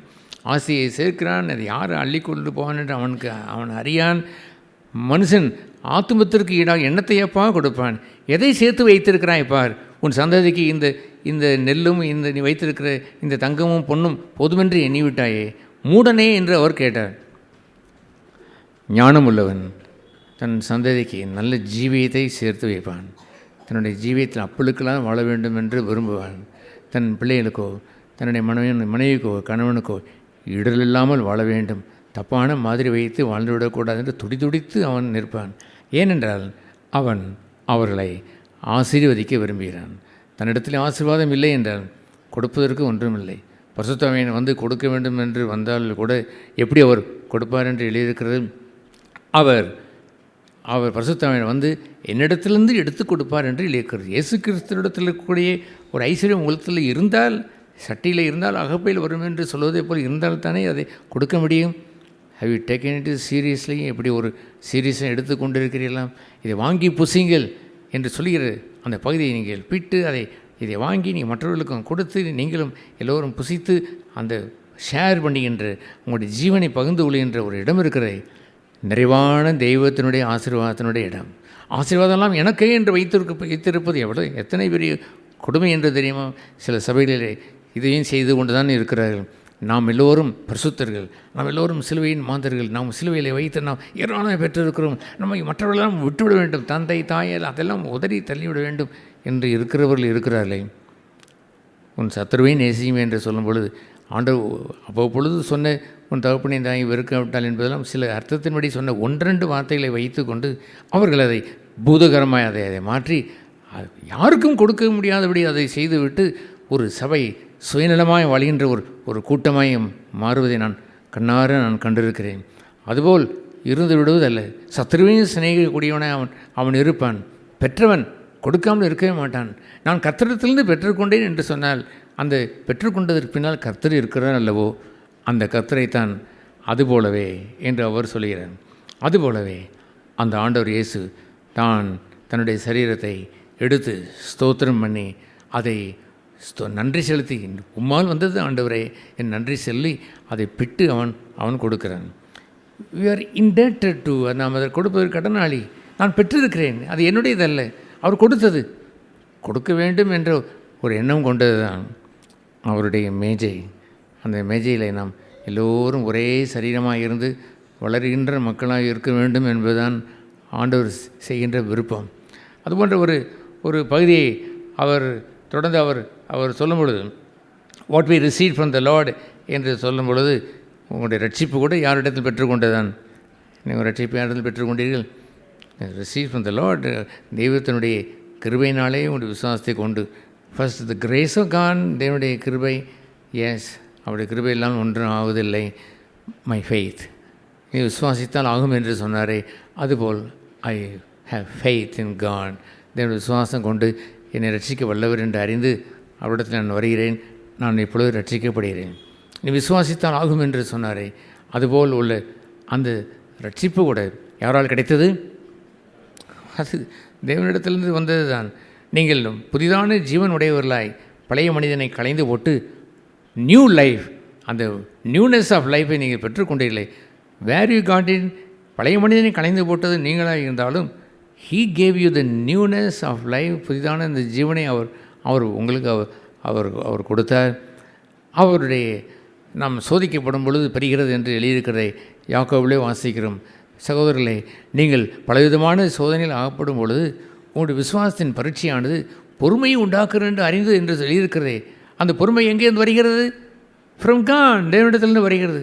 அதை யாக்கோபுடைய அந்த 1ஆம் அதிகாரத்தினுடைய பின்பகுதியில் நீங்கள் வாசிக்கும் பொழுது அவர் என்ன என்று அதை குறிப்பிட்ட அவர் சொல்வார், எந்த நன்மையான ஈவும் எந்த பூரணமான வரமும் ஜோதியின் பிதாவிடத்திலிருந்து இறங்கி வருகிறதே அல்லாமல் வேறொன்றும் தானாய் வருவதில்லை. நீங்களாக முயற்சித்து பெறலாம் என்று எண்ணுகின்ற எண்ணத்தை நன்றாக எரேஸ் பண்ணி கட் பண்ணி அதை தூக்கி எறிந்து விடுங்கள். ட்ரஸ்ட் காட், தேவன் நம்பி அவரையே சார்ந்து கொண்டு நீங்கள் என்ன செய்ய வேண்டும் என்பதை தான் அவர் கேட்பார். அவர் கேட்பதெல்லாம், இத்தனை பேருக்கும் நீங்கள் சாப்பாடு கொடுப்பதற்கு காசு இல்லை என்று சொன்னால் அவர் பார்த்து உங்களிடத்தில் என்ன இருக்கிறது என்று தான் கேட்பார். நீங்கள் என்ன செய்ய முடியும்? எல்லாம் இல்லையா? போச்சு தொலைந்தது என்று சொல்ல மாட்டார். 5 அப்பம் 2 மீன் என்று கொடுத்தாலும் கூட அத்தனை பேரும் சாப்பிட்டு திருப்தியாய் மறுபடி அதை செய்து விடுவார். வாட் யூ கிவ், நீ செய்ய வேண்டும் என்பதை மாத்திரம்தான் செய்ய முடியுமே அல்லாமல் the blessing comes from God, தேவனிடத்திலிருந்து வருவதுதான். சுபாவங்கள் தேவனிடத்திலிருந்து வருவதுதான். எந்த நன்மையான ஈவும் ஜோதியின் பிதாவிடத்தில் தான் வருகிறது. அவன் நீங்கள் நன்மை செய்வர்களுக்கே நன்மை செய்து என்று சொல்லும் பொழுது நீங்கள் செய்த நன்மைக்கு ஒரு பகுதி, நான் தான் நன்மை கொடுக்குறேன் என்று எண்ணாதீர்கள். அதற்கு பெயர் தெய்வ நன்மை அல்ல, மனுஷிய நன்மை. திரும்பவும் கிடைக்கும் என்ற எண்ணத்தோடு செய்கின்ற நன்மை. நீங்கள் நன்மை செய்வனுக்கு நன்மை செய்தீர்கள், உங்களுக்கு தீமை செய்தவனுக்கு உங்களால் நன்மை செய்ய முடிவதில்லை. ஏனென்றால் யுவர் வெசல் இஸ் எம்டி, அங்கே காலியாகி கிடக்கிறது. கொடுக்க வேண்டும் என்று இருக்க வேண்டியதெல்லாம் பரத்தினுடைய சுவாவமே அல்லாமல் நீங்களாக எண்ணுகின்ற சுவாவம் அல்ல. நீங்களாக கொடுக்க முயற்சித்தாலும் வாங்குகள் புரோட்டா கடைக்கு போய் புரோட்டா வாங்கி தரலாம் என்று தான் எண்ணுவீர்கள். அல்லது மனுஷியமான சில காரியங்களை வைத்து கொடுக்கலாம் என்று யோசித்து கொண்டே இருப்பீர்கள். இதை செய்து விட்டால் அதை செய்து விட்டால், நீ அன்னதானங்களை கொடுத்தாலும் என்ன, நீ உடலை சுட்டு கொடுக்கிறேன் என்று தியாகம் நீங்கள் செய்தால் என்ன, அங்கே உள்ளே இருக்கக்கூடிய அன்பு இல்லையப்பா.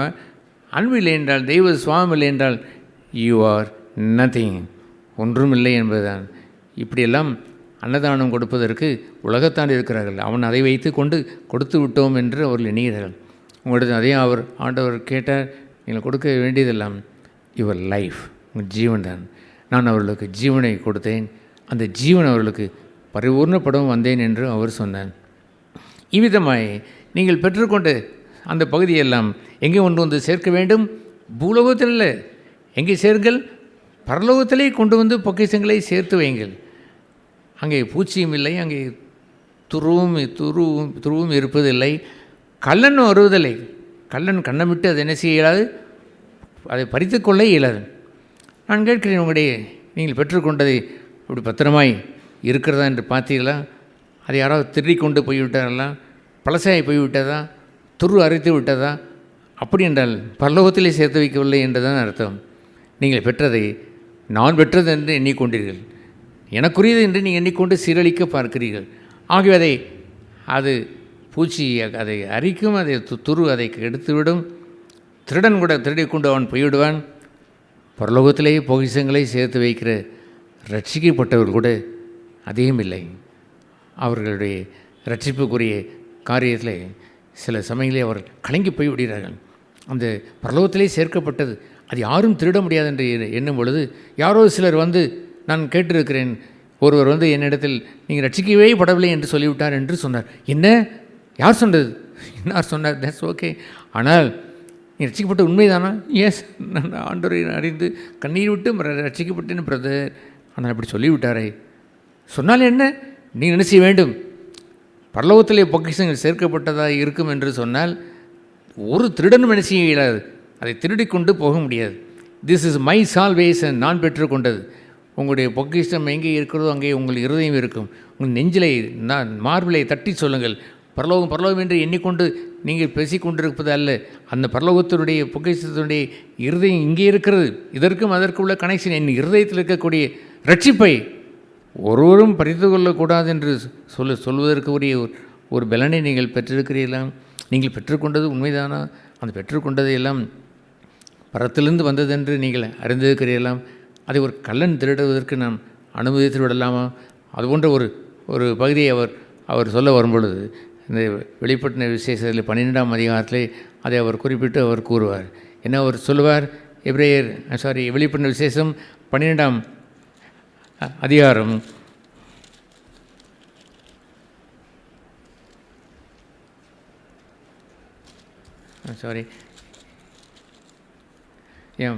12ஆம் அதிகாரத்தில் அவர் சொல்லுவார். என்ன, அதை அவர் குறிப்பிடுவார். அங்கே ஒரு சகோதரரை குற்றம் சாட்டுகிறவன் என்று இங்கே எழுதியிருக்கிறது. இரவும் பகலும் சகோதரர் மேல் குற்றம் சாட்டுகிறவன் என்று அந்த வெளிப்பட்ட 12ஆம் அதிகாரம் அந்த 10ஆம் வசனத்திலே அவர் வாசிக்கிறோம். அப்பொழுது குற்றம் சாட்டுகிறவன் அவன் யார் என்று சொன்னால் பழைய பாம்பு என்று எழுதியிருக்கிறது. முந்தி வந்தானே முதல் பாதம் அந்த 9ஆம் வசனத்திலே, உலகம் அனைத்தையும் மோசம் போக்குகின்ற பிசாசு என்னும் சாத்தான் என்றும் சொல்லப்பட்ட பழைய பாம்பு என்ற அந்த பெரிய வலு சர்ப்பம் தள்ளப்பட்டது.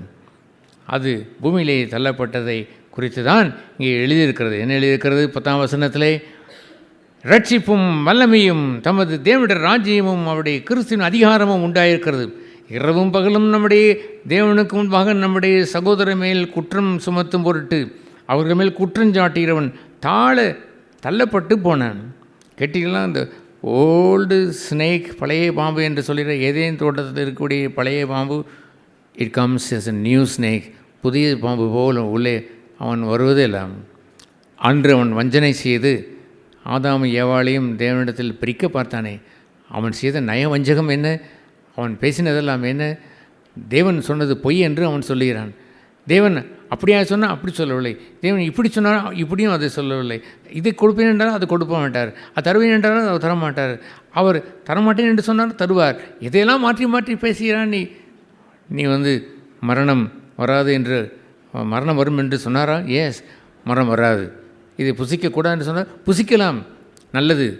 இதை புசிக்கும் பொழுது உன்னுடைய உலகத்திற்கு பிரகாரமான நீயாகவே அறிந்து போகிற ஒரு தாறுமாறான வாழ்க்கை உண்டாகிவிடும், நன்மை தீமை அறிந்து நீயாகவே போகிற ஒரு வழி உண்டாகிவிடும் என்று அவர் சொன்னாரா? இல்லை இல்லை, நீ தேவனை போலவே மாறிவிடலாம், தேவனுடைய முழு ஜீவனையும் பெற்று விடலாம். என்னவெல்லாம் அவன் சொல்ல அவனுடைய வஞ்சகம் என்னவென்று சொன்னான். அந்த சத்ருவானவன் தேவனை விட்டு பிரிப்பதுதான், அதை அவர்களை பிரித்து வைத்து விட்டானே. அதை குறித்து என்ன இருக்கிறது? இந்த கீழே உள்ள வசனத்திலே, நம்முடைய சகோதரர் மேல் குற்றம் சுமத்தும் பொருட்டு அவன் குற்றம் சுமத்தி வைத்து போய்விட்டான், தோட்டத்தை விட்டு போய்விட்டான். அவர் வருகிறார், இவன் தன்னை பயந்து கொள்கிறான். அவன் என்ன செய்திருக்க வேண்டும்? ஆண்டவரே, சோ சாரி, நாங்கள் வஞ்சிக்கப்பட்டோம், நாங்கள் ஒரு சர்ப்பம் எங்களை வஞ்சித்து விட்டது என்று சொல்லியிருந்திருக்கலாமே. ஏன் அவன் ஒளிந்தான்? ஏன் அவன் தூரமாகி போனான்? ஏன் அவனை சாத்தானே அவன் ஜெயிக்க முடியவில்லை? ஏன் ஆண்டவரிடத்திலே போய் சேர முடியவில்லை? குற்றம் சாட்டுதலை கேட்டவுடனே தி ஸ்ரிங்க் டேன், அப்படியே சுருங்கி போய் அவர் இருந்த அந்த இடத்திலே தான் இருந்தார்கள். அந்த இடத்திலிருந்தே அவர்கள் தள்ளப்பட்டு போனார்கள். அங்கே இருந்தே தான் போனார்கள். அவரை வரவழைத்து அவனை ஆசீர்வதிக்க அவர் செய்தார். அப்படியே அவர்கள் போய்விட்டார்கள். நான் கேட்கிறேன், உங்களுடைய விலையேறு பெற்ற ரட்சிப்பை பெற்றேன் என்று நீங்கள் சொல்லிக்கொண்டு என்றைக்காவது சாத்தான் உங்களிடத்தில் நீ பெற்ற ரட்சிப்பு வீணானது, நீ ரட்சிக்கப்படவில்லை என்று சொன்னால், அட பிசாசே, எனக்கு உயிர் தந்த ஆண்டவர் உயிரோடு இருக்கிறான், எனக்கு தெரியும். அவர் அவ்வளவு ஜீவனை அவன் கொட்டி வைத்து நான் பெற்ற ரட்சிப்பை பார்த்து இல்லை என்று சொல்கிறான் என்று சொல்லியிருந்திருக்க வேண்டாமா? ஐ வாண்ட் டு டெல் யூ, நான் சொல்லிடுறேன் கேளுங்கள்.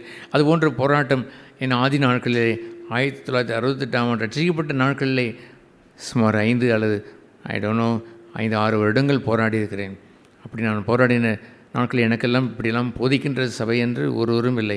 ஆனால் நான் போராடியது என்னவென்று சொன்னால், இயேசுவின் ரத்தம் சகல பாவம் நீக்கி சுற்றி இருந்தது. மேற்குக்கும் கிழக்கும் எவ்வளோ தூரமோ அதை அவ்வளவு பிரித்து விட்டார். கெட் அவுட், சாத்தானே அப்பாலே போ என்று நான் சொல்லியிருந்திருக்கிறேன்.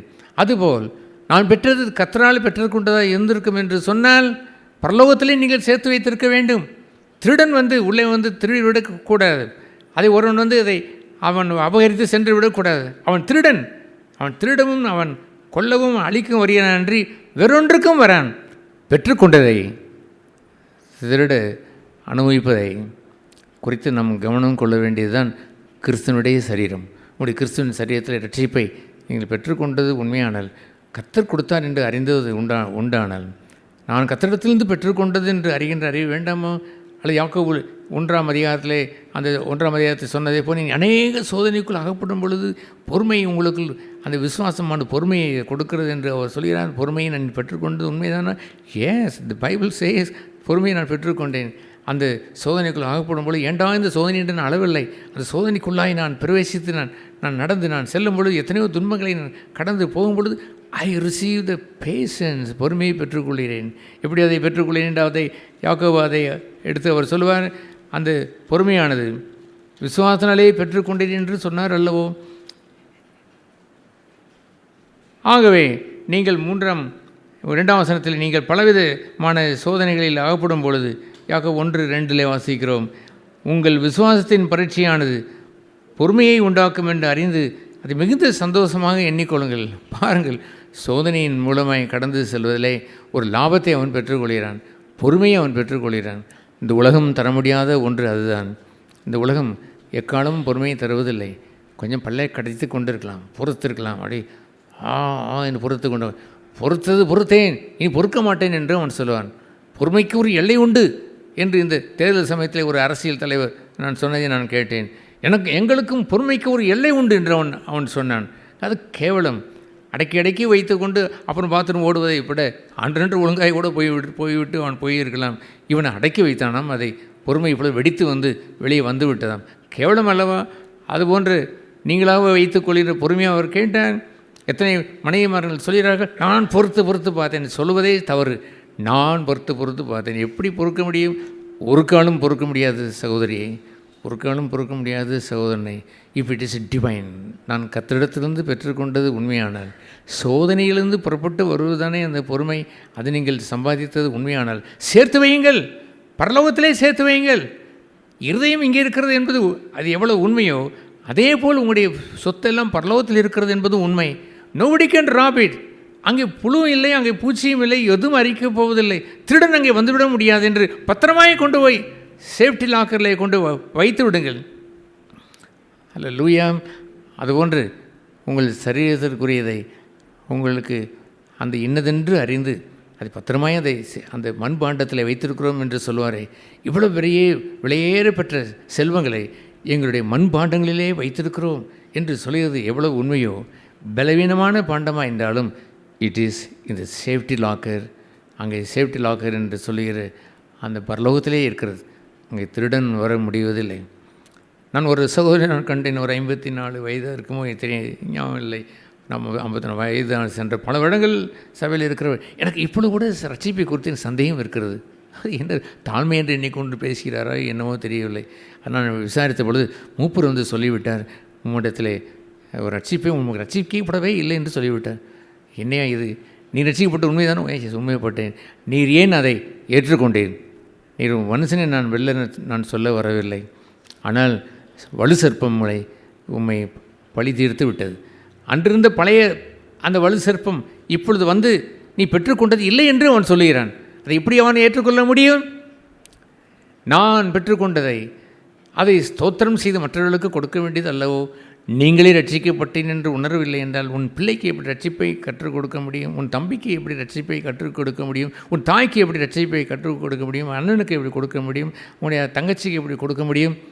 எத்தனை வீடுகளில் ரட்சிக்கப்பட்ட சகோதரர்களாய் வரக்கூடியவர்கள் தன் தாய் தகப்பனு கூட ரட்சிப்பை சொல்ல முடிவதில்லை. அவர்களை செம்மையான பாதைக்கு நடத்துவதற்கு கூட வார்த்தை இருப்பதில்லை. அவர்களுக்கே தான் பெற்ற ரட்சிப்பை குறித்து சந்தேகம். அவர்களுக்கே அதில் உறுதித்தன்மை இல்லை. அவர்களுக்கே நரகம் ஒன்று உண்டு, அதில் மீட்கப்பட்டவன் நான் என்ற எண்ணம் இருப்பதில்லை. ஆகவே தன் தாயோ தந்தையோ உலகத்திலே மகிழ்ச்சி இருந்தால் போதும் என்று எண்ணிவிட்டு அதற்கு டாட்டா சொல்லி வைத்துவிட்டு இவர்கள் எதை தேவனை தேடுவதைப் போல் தேடிக்கொண்டு ஜீவனிலே தேவனுடைய சபையில் வந்து அமர்ந்து ஒழிகிறார்கள். ஆனால் ஜீவனில் தேவனுடைய சபை சொல்லுவதெல்லாம் நீங்கள் என்ன பெற்றுக்கொண்டீர்கள்? நீ பெற்றுக்கொண்டது உண்டானால் நீங்கள் எதற்கு மெனிவாராட்ட வேண்டும்? அதை மற்றவர்களுக்கெல்லாம் கொடுத்திருக்க வேண்டும் என்று குறைஞ்சதிலே கேட்பார். நீங்களாக பெற்றுக்கொண்டீர்கள், கர்த்தர் கொடுத்ததை ஏன் நீங்கள் மறுதளித்தீர்கள்? அதையே மற்றவர்களுக்கு கொடுக்க முடியவில்லை என்று கேட்க மாட்டாரா? அநேகர் தாங்கள் பெற்றுக்கொண்டதை கூட இழந்து விடுகிறார்கள். பொறுமையை அவர்கள் பெற்றுக்கொண்டார்கள். பெற்றுக்கொண்டதை பொறுமையை வைத்து அவர்கள் வைத்திருக்கும் பொழுது அது பத்திரமாய்த்தான் இருக்கிறது. ஆனால் ஒரு புதிய சூழ்நிலை என்று ஒன்று வரும்பொழுது தே ஃபீல் லைக் அந்த பொறுமை கொஞ்சம் அசைவது போல் இருந்த உடனே பொறுமையே இல்லை என்று எண்ணி விடுகிறார்கள். வாயினால் அறிக்கை செய்கிறார்கள். அங்கே என்ன இருக்கிறது தெரியுமா? அந்த வெளிப்பட்ட விசேஷம் 12ஆம் அந்த அதிகாரத்திலே தங்கள் வாயின் வார்த்தையினால் அவனை ஜெயித்தார்கள். அறிக்கை செய்திருக்க வேண்டும். Who said? யார் சொன்னது? I have patience. இப்பொழுது குறைவாக இருக்கிறதெல்லாம் ஏன் இட் இஸ் ஆடட், அதையெல்லாம் சேர்த்து வைக்கப்படுகிறது. விசுவாசத்தினாலே என்ன எதை சேர்த்துக்கொள்ளுங்கள்?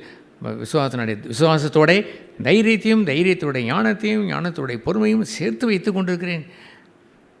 ஒளிந்து போகாத தெய்வ அன்பு என்று சொல்கிற அந்த ஏமி கார்மைக்கேல் அம்மையாருடைய அந்த புத்தகத்தை பாருங்கள். அவர்கள் பெற்றுக்கொண்ட அந்த அன்பெல்லாம் எப்பொழுது தெரியுமா? இல்லையே என்று உணர்கின்ற நேரம், இன்னும் குறைவாக இருக்கிறதே என்று உணர்கின்ற நேரம், இப்படி செய்து விட்டதால் எனக்கு கல்வாரி அன்பு இல்லை என்று உணர்ந்து நான் அவரிடத்திலே போனேன். உடனே பெற்றுக்கொண்டு வந்தார்கள். நீங்கள் பெற்றிருக்கிற தாழ்ச்சி எல்லாம் பெறுவதற்கான நேரமே அல்லாமல் பெறவே இல்லை என்று சொல்லிவிடாங்கள். நீங்கள் அன்பற்றதை போல் கொஞ்சம் நடந்தது போல் ஒரு வீட்டிலே நடந்ததுக்கலாம். அன்பே இல்லை என்று பிசாசு சொல்லுவான். வலுசற்பு சொல்வான், குற்றஞ்சாட்டுவான், உனக்கு ஒன்றுமே இல்லை, தொலைந்து முடிந்து விட்டது என்று அவன் சொல்லுவான். Who set that? யார் சொன்னது? சத்ருவே, வலுசற்பமே, பொய்யனே, திருட வந்தவனே, பரலோகத்தில் என்னுடைய பொக்கிஷம் சேர்த்து வைக்கப்பட்டிருக்கிறது, திருடன் திருடி விட முடியாது. I have the love for God. தேவன் நேசிக்கிற நேசம் உண்டு, பிறரை நேசிக்கிற நேசம் உண்டு தான். ஏதோ ஒரு தவறு நடந்தது என்று இருந்தாலும் கூட நான் விழுந்தாலும் எழுந்திருப்பேன் என்று அவன் சொல்ல வேண்டாமா? மீகாவில் சொன்னதை போல், சத்ருவே, நீ ஏன் நீ எக்களிக்கிறாய், ஏன் நீ களி கூர்ந்திருக்கிறாய், நான் விழுந்தாலும் என்ன செய்வேன், எழுந்திருப்பேன் என்று சொல்லியிருந்திருக்க வேண்டாமா? நான் ஒரு நாளில் தியானித்ததை போல் 37வது சங்கீதத்திலே சொல்லப்பட்ட அந்த வசனத்தை போல் நல்ல மனுஷனுடைய அவனுடைய நடையை கர்த்தர் அவர் அதை ஆசீர்வதித்திருக்கிறார். அவன் தள்ளாடினாலும் அவன் என்ன செய்ய விட மாட்டார், கீழே விழுந்து போக விடார். ஏனென்றால் he is a good man. அவன் நல்ல மனுஷன், நல்ல இருதயமாகிய பொக்கிஷத்திலிருந்து நல்ல வேலை தான் பேசுவான். ஏதோ ஒன்று ஒரு குறைவாய் பேசிவிட்டது என்று சொன்னால் கெட்ட மனுஷனாய் மாறிவிட மாட்டான். அவன் அத்திமரம் தான், திடீரென்று எட்டிமரமாய் மாறிவிட மாட்டான். Lord, I belong to you, உமக்கு சொந்தமானவன், நான் அத்திமரத்திற்குரியவன். I am a good man by God. தேவனால் அந்த நல்ல மனுஷன் என்ற பெயரை பெற்றவன். No evil there. அங்கே பொல்லாது வரவில்லை. பொல்லாது போன்று ஒரு காரியம் வந்தது, எல்லாம் கற்றுக்கொள்ளும்படி வந்தது தான். I will learn then. நான் கற்றுக்கொள்வேன். I will become good. நான் நல்லவனாய் மாறுவேன். பாவம் எனக்கு மிகுந்த பாவமாய் மாறிற்று என்று அங்கே ரோமர் 7ஆம் அதிகாரத்திலே அவர் சொல்லுவார். சின்ன பாவம் கூட அவனுக்கு மிகுந்த பாவமாய் மாறிவிடும். பாவமே செய்து பழகினவனுக்கு அது தோன்றுவதில்லை. ஆனால் இப்பொழுது எனக்கு பாவம் கற்பனை உண்டானவுடன் அந்த பாவம், சிறிய பாவம் கூட பெரிய பாவமாய் மாறுகிறதே. அவனை ஒப்பிட்டு பார்த்தானா, மற்றவள் செய்த பாவத்தை விடவா நான் செய்த பாவம் என்று அவனை ஒப்பிட்டு பார்ப்பான். மதியீனன் அவன் தன்னையும் தேவனை வைத்தே வாழ்ந்து பொக்கிஷங்களை சேர்த்து வைக்கிறவன். ஏராளமாய் சேர்த்து வைத்து வாழ்கின்ற வாழ்க்கையை கண்ணமிட்டு திருடுவதெல்லாம் பழைய பாம்பு. அவன் உள்ளே நுழைந்து விட்டு பூரம் திருடி கொண்டு அவன் போய்விட்டான். தேவனுடைய சாயலாய் இருக்கப்பட்டவன், தேவனுடைய சாயலையே சுருட்டி வாழை வைத்து சுருட்டி இழுத்து கொண்டு அவன் போனவன். விட்டுவிடலாமா? நீங்கள் பொக்கிஷங்களை சேர்த்து வைக்கிறவர்களாம் இருக்கிறீர்களா? இது கர்த்தரால் பெறப்பட்டது என்று எண்ணம் இருக்கிறதா? நான் கர்த்தரிடத்திலிருந்து பெற்றுக்கொண்டது என்று எண்ணத்தை உடையவன் தான் ஸ்தோத்திரம் பண்ணி அந்த காட்டி கொடுக்கப்பட்ட அந்த தேவையான அந்த நேரத்தில் ஹி ஷோட் தி லவ், அன்பை காட்டினான். கல்வாரி சிநேகம் என்றது அந்த நெடுக சென்றது மலை பயணம் முழுவதும் லவ் லவ் லவ், அன்பு அன்பு அன்பு அன்பு ஒன்றை தவிர வேறு ஒன்றும் அவரிடத்துல நீங்கள் பார்த்து விட முடியாது. ஒருவர் நேசிக்கின்ற நேசத்திலே சுற்றியிருந்த அத்தனை பேரும் கிட்டத்தட்ட எல்லோரும் சத்துருக்களாக இருந்தபொழுது ஹி கேவ் த லவ், அந்த அன்பை கொடுத்தார். அல்லாமல் திருடு போக விடவில்லை. எங்கே உன்னுடைய பிதா இருக்கிறார்? உங்கள் பிதா உன்னை காப்பாற்ற முடியுமா? ஏதோ கூப்பிடுகிறான், எலியாவை கூப்பிடுகிறான், எங்கே பார்ப்போம், இவனை ரட்சித்தானா? ரட்சிக்க முடியாது, பிதா வரமாட்டார் என்று அவன் சொல்லி சந்தேகங்களை உண்டாக்கின பொழுது Jesus stood in the love, அந்த அன்பிலே நிலைத்திருந்தார். ஒன்றும் இல்லை என்று சொல்லுகிற நேரத்தில் நோ ஐ ஹாவ் லவ், எனது அன்பு இருக்கிறது. ஐ ஹவ் ஃபாதர், என்னுடைய பிதா இருக்கிறார், எனக்கு சந்தேகம் வரப்போவதில்லை என்று நிலைத்திருக்கிற ஒரு ஜீவியம் கொண்டவன் தான் கிறிஸ்தனுடைய சரீரத்திற்குரிய பங்கை உடையவன். அவன் தன்னுடைய சேர்த்து வைத்ததெல்லாம் மண்பாண்டத்திலே பத்திரமாய் வைத்திருப்பான். ஏன் வைத்திருக்கிறான்? மற்றவர்களுக்கு கொடுக்க வேண்டும். அவன் ஒரு மாமரத்தில் பழங்கள் ஏராளமாய் பழுத்திருக்கும் பொழுது மாமரமே நன்றாயிருக்கிறாய் என்று சொன்னால், என்ன நன்றாயிருக்கிறேன்? உண்மைதான், பழுத்திருக்கிறது. அத்தனையும் எனக்கல்ல அம்மா, எனக்கல்ல ஐயா, அத்தனையும் பிறர் கொடுப்பதற்கு தான் வைத்திருக்கிறேன். நானாக இது பிடுங்கி திங்க போகிறேன். ஆவின் கனி என்று சொல்வதெல்லாம் தான் திங்கப்பதற்காக அந்த திராட்சை செடி பழத்தை கொண்டு இருக்கிறது. I have to give it to others, மற்றவர்கள் கொடுக்க வேண்டும். இஃப் இல்லாமல் என்னை நேசிக்கிறவர்களாய், உண்மையாக நேசித்தவர்களாக இருந்தால், என் மூலமாக இந்த நேசத்தை பெற்றுக்கொண்டவர்களாக இருந்தால், லவ் அதர்ஸ், மற்றவர்கள் நேசிங்கள் என்று சொல்வதுதானே கட்டளை. ஒரே கட்டளை அதுதான். யூ லவ் மீ பெர்ஃபெக்ட்லி, என்னை அதிகமாக நன்றாக நேசிக்கிறான், சரிதான். ஐ ஆல்சோ லவ் யூ, நானும் உன்னை நேசிக்கிறேன். ஆகிலும் நீ என்னை நேசிப்பது உண்மையானால் லவ் அதர்ஸ், அதுதான். ஹி ப்ரோக் த பிரெட், அந்த அப்பத்தை அவர் பிட்டு ஸ்தோத்திரம் பண்ணி, உங்களுக்கு ஸ்தோத்திரம் பண்ணுவதற்கு வைத்திருக்கிறீர்களா? ஆண்டவரே, இந்த நேரத்தில் நீ தந்த பொறுமைக்காக ஸ்தோத்திரம். ஐ வில் பிளஸ் அதர்ஸ், மற்றவர்களை இதை வைத்து ஆஸ்வதிக்க போகிறேன். என் கணவனிடத்திலே நான் பொறுமையை காட்டப் போகிறேன். மனைவிடத்திலே பொறுமையை காட்ட வேண்டும். எதிர்பேசுகிற சுபாவத்தை என்னை விட்டு அகன்று போய்விட வேண்டும். பதிலுக்கு பதில் பேசிக்கொண்டு இருப்பதுதானே பெய்த்தனம். இதை குறித்து ஜான் வெஸ்லி அதை அவர் சொல்லுவார். என் மனைவி நல்லவள், ஆனால் ஒரே ஒரு குணம்தான், எதிர்பேசுகிற குணம். எதற்கெடுத்தாலும் எதிர்பேசி அவள் கெட்டுப்போனான். நான் சொல்லி பார்த்தேன், தானாகவே அவள் கெட்டுப்போனதை நான் கண்டேன். அதுபோன்று இதுபோன்று எதிர்பேசுகின்ற ஒரு சுவாபம் எனக்கு இருக்கிறதே. இந்த கல்வாரி அன்பிலே எப்பொழுது கண்ணீர் விட்டு அழுவார்கள். இந்த புத்தகத்தை நான் இதை மொழிபெயர்த்து பத்திரிகைகளில் நான் போட்டதெல்லாம் ஒரு 30 வருடங்களுக்கு முன்பு போட்ட அந்த செய்திகள், அதையெல்லாம் கேதர் பண்ணி கொண்டு வந்து போடுவதற்கு காலதாமதம் ஆகிவிட்டது.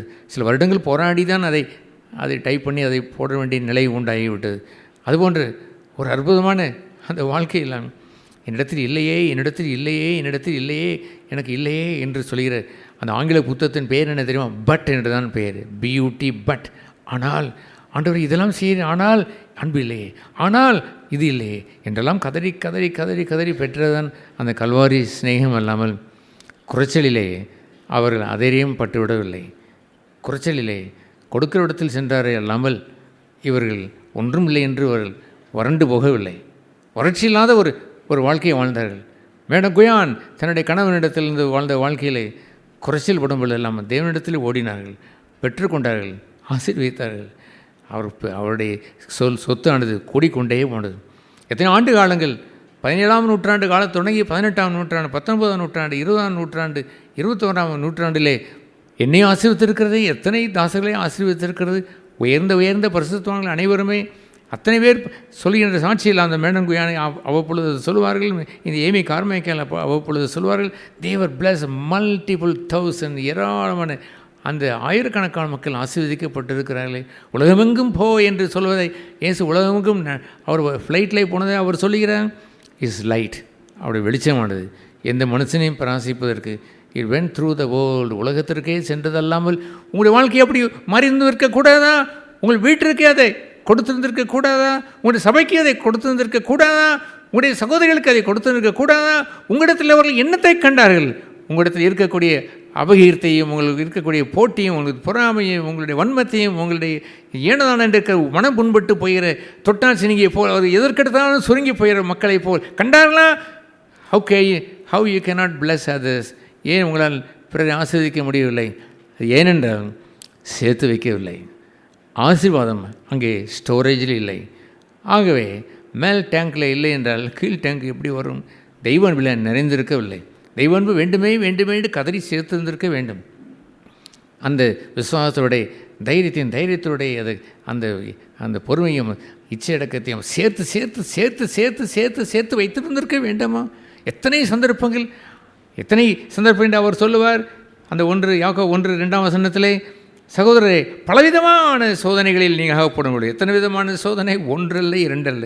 சோதனை இந்த ரூபத்தில் வரும் என்பதில்லை. பலவிதமான சோதனைகள் அகப்படும் பொழுது அந்த சோதனையானது விசுவாசத்தின் பரீட்சையை உங்களுக்கு உண்டாக்கி பொறுமையை அதை உண்டாக்கி கொண்டு வந்து தருகிறது.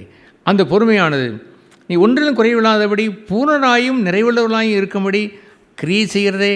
தொடர்ச்சியான கிரியை நடைபெற்றிருக்க வேண்டுமே.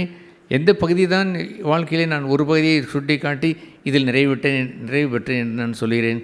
ஒன்றும் இல்லை. பூர்ணத்தை நோக்கி கடந்து போய்கொண்டே இருக்கிறேன். பின்னானவிலே மறந்து முன்னானவிலே நோக்கி ஓடி நான் பெற்றுக்கொண்டேன் என்ற திருப்தி நான் பெற்றதே இல்லை. ஓடிக்கொண்டே இருக்கிறேன். யாராவது ஒரு குறைந்தால் குறை உண்டு தான். அதனுடைய பொருள் என்னவென்றால் இருக்கிறதே இல்லை என்று சொல்வதற்கு அல்ல, ஆயிரம் இன்னமும் பெறுவதற்கு ஓடிக்கொண்டிருக்கிறேன் என்பது தானே. அல்லாமல் உடனே தொய்ந்து போய் மடிந்து போய் அவ்வளோதான் போச்சு என்று இருப்பதெல்லாம் குற்றம் சாட்டுகிறவன், சகோதரரை குற்றம் சாட்டுகிறவன் பறித்து கொண்டு போகிறான். அது போன்ற இடத்திற்கு நாம் ஒருவரும் சென்று விடக்கூடாது. You also have the body like me. என்னை போல் ஒரு சரீரம், உங்களுக்கும் ஒரு சரீரம். கிறிஸ்துவுக்கு இருந்த சரீரம், அவருக்குள் இருந்த ஏராளமான திவ்ய சுவாவங்கள். அவர் ஒன்றுமில்லை என்று அவரை நாசப்படுத்தி அவர் சிலுவையில் வைத்து அறைந்திருந்தாலும் ஹி பிளஸ். அவரை தொட்ட இடங்களெல்லாம் அவர் அங்கே ஆசீர்வாதம் தான் பொங்கி விளைந்தது, அல்லாமல் தீமை வரவில்லை. அவரை குறித்து எழுதப்பட்டிருக்கிற அற்புதமான இந்த சாட்சியை கொர்நேலிய வீட்டிலே அங்கே அவர் பேதுரு சொல்வார். தேவன் அவரை பரிசுத்த ஆவியினால் நிறைத்து நன்மை செய்கிறவராகவே சுற்றி திரிந்தார். போகிற இடங்களெல்லாம் நன்மை செய்து கொண்டே போனார். கேள்வி கேட்டு பார்த்துருக்கிறேன், ஆண்டவரே we do this, இது செய்திருக்கிறேனே, அல்லது ஒரு கவலையாவது ஒரு துயரமடைகிறதாவது ஏற்பட்டிருக்கிறதா? துயரமடைகிறவன் பாக்கியவான், அவன் ஆறுதல் அடைவான் என்று எழுதியிருக்கிறதே. ஆறுதல் என்று சொன்னால் கம்ஃபர்டர், அவர் உங்களை தேற்றவாளன் அவர் வரும்பொழுது he will give you power, வல்லமையை கொடுப்பார், பலனை அவர் கொடுப்பார், செய்யும்படி உதவியை அவர் செய்வார். எப்பொழுது செய்வார்? இல்லையே, இது எனக்கு இல்லையே என்று கதற வேண்டாமா? அவர்கள் துயரம் அடைகிறார்கள். அவர் ஆறுதலை கொடுத்துருப்பாரே, ஏன் துயரம் கூட அடைவதில்லை? நான் சிலரை பார்த்து கேட்டிருக்க, துயரம் கூட வருவதில்லையே, நீ எல்லாம் இருக்கிறதை போலவே வாழ்ந்து கொண்டிருந்தால் என்ன பிரயோஜனம்? உங்களுடைய குறியதை கேட்டு ஆண்டவரத்தில் கெஞ்ச வேண்டாமா என்று கேட்டிருக்கிறேன். நான் அன்பு உரியவர்களுக்கு தான் சொல்லுவேன், வேறு யாருக்கும் நான் சொல்லுவதில்லை. அவர்களுடைய பொறுப்பை பார்க்கும் பொழுது அவர்களை ஒருத்தரை தொட்டால் கூட அவர்களுக்கு கோபம் வந்துவிடும். அது போன்றவர்களுக்கு நான் பக்கத்தில் நான் போவதில்லை. ஆனால் இவர்களை திருத்த வேண்டும் என்ற பொறுப்பு வரும்பொழுது ஐ ஹவ் டு சே தேன், அதை நான் சொல்லத்தான் நான் செய்கிறேன். உணருங்கள், உங்களுடைய இல்லாமை உணர்ந்து துயரமடைங்கள். நீங்கள் பாக்கியவான்கள். கர்த்தர் ஆறுதலை தருவார். தேற்றவாளன் வருவார், ஆறுதலின் தேவன் வருவார், தேற்றுவார், உங்களை பலப்படுத்துவார், பெரும்படி செய்து விடுவார். உங்களுடைய சொத்து சேகரித்து கொண்டே போய்கொண்டே இருக்க முடியும். ஹல்லேலூயா. சொல்லுங்கள், பரலோகத்தின் சொத்தை வைத்து உங்களை கணக்கிடுவாரா? பூலோகத்தின் சொத்தை வைத்து கணக்கிடுவாரா? பரலோகத்திலே பொக்கிஷங்களை சேர்த்து வைங்கள். அங்கே உள்ள பொக்கிஷத்தை உங்கள் இருதயத்தோடு சம்மந்தப்பட்டதாக இருக்கிறபடினாலே இருதயம் கலங்குவதற்கு விட்டு விடாதீர்கள். நீங்கள் பெற்றதை இல்லை என்று சொல்வதற்கு ஏற்றுக்கொள்ளாதீர்கள். ஆதாமுக்கு ஏவாளுக்கும் சகோதரர்களை குற்றம் சொல்கிற அந்த வலு சர்ப்பம் உள்ளே போய் நுழைந்து விட்டு அவர்களை இரவும் பகலும் குற்றம் சாட்டினே அந்த பாம்பு தொடர்ச்சியாக குற்றம் சாட்டிக்கொண்டே தேவனுக்கு விரோதமாய் பேசிக்கொண்டே இருந்து ஒன்றுமில்லை என்று சொன்னவுடன் அவர்கள் வீழ்ந்து போய், நீதான் பெரிதாக இருக்கப் போகிறாய் என்று சொன்னவுடன் அதில் தந்திரம் அடைந்து வீழ்ந்து போய் வீழ்ச்சி அடைந்ததை போல் மாறிவிடார்கள். குற்றஞ்சாட்டுகிறவனை தங்கள் சாட்சியின் வசனத்தினாலே ஜெயித்தார்கள் என்று வாழ்கிறவர்கள் தான் அப்பம் புசிப்பதற்கு வரக்கூடிய கடைசியாக உள்ள அந்த தகுதியை பெற்றவர்கள். அவர்கள் ஒரு நாளும் அந்த சனகரி சங்கத்திற்கு செல்லும் பொழுது அங்கே இருக்கக்கூடிய பிரதான ஆசாரியன் நிற்கும் பொழுது அத்தனை மூப்பர்கள் நின்று கொண்டு, இவன் பொய்யன், இவன் துர்வார்த்தைகளை அவன் பேசுகிறான், வஞ்சகம் பேசுகிறான், ஹிப்பாக்ரசி என்று ஹெரசி அவன் சொல்கிறான், அவன் தேவனுக்கு விரோதமான தூசணம் சொல்கிறான் என்றெல்லாம் சொன்னாலும் his heart was stable. 1000 அவர்கள் சொன்னாலும் சொத்து எனக்குள்ளது அல்லவோ, இந்த இருதயத்தை கலங்க போக அவர்கள் விட்டுவிடவே இல்லை. ஜெயங்கொண்ட அவருடைய பயணம், கொல்கத்தா பயணத்திற்கு காரணம் அவருடைய இருதயத்தை கலங்க செய்ய வருகிற அத்தனை திருடுகளையும் சாட்சியின் வசனத்தினாலே ஜெயித்தார். அந்த பிலாத்திற்கு முன்பாக நிற்கும் பொழுதும் இத்தனை குற்றஞ்சாட்டுகிறார் என்று அவர் சொல்லும் பொழுதும் குற்றஞ்சாட்டுகிறதை கேட்டு கலங்கிவிடவில்லை. நான் பெற்றது உண்மை, யார் சொன்னது? அது பரலோகத்தில் இருக்கிறது. ஏன் இருதயம் அதோடு சேர்ந்தது தான். என் இருதயத்தை கலங்க வைத்து விட்டேன் என்றால் பரலோகத்தில் பொக்கிஷங்களும் போய்விடும். அதில் நான் நிலைத்து நிற்பேன்.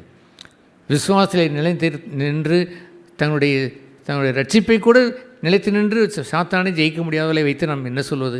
அதுபோன்று இருந்து விடலாமா? யாரோ ஒருவர் சொன்னார் என்பதற்காக திருடப்பட்டு போய்விட முடியுமா?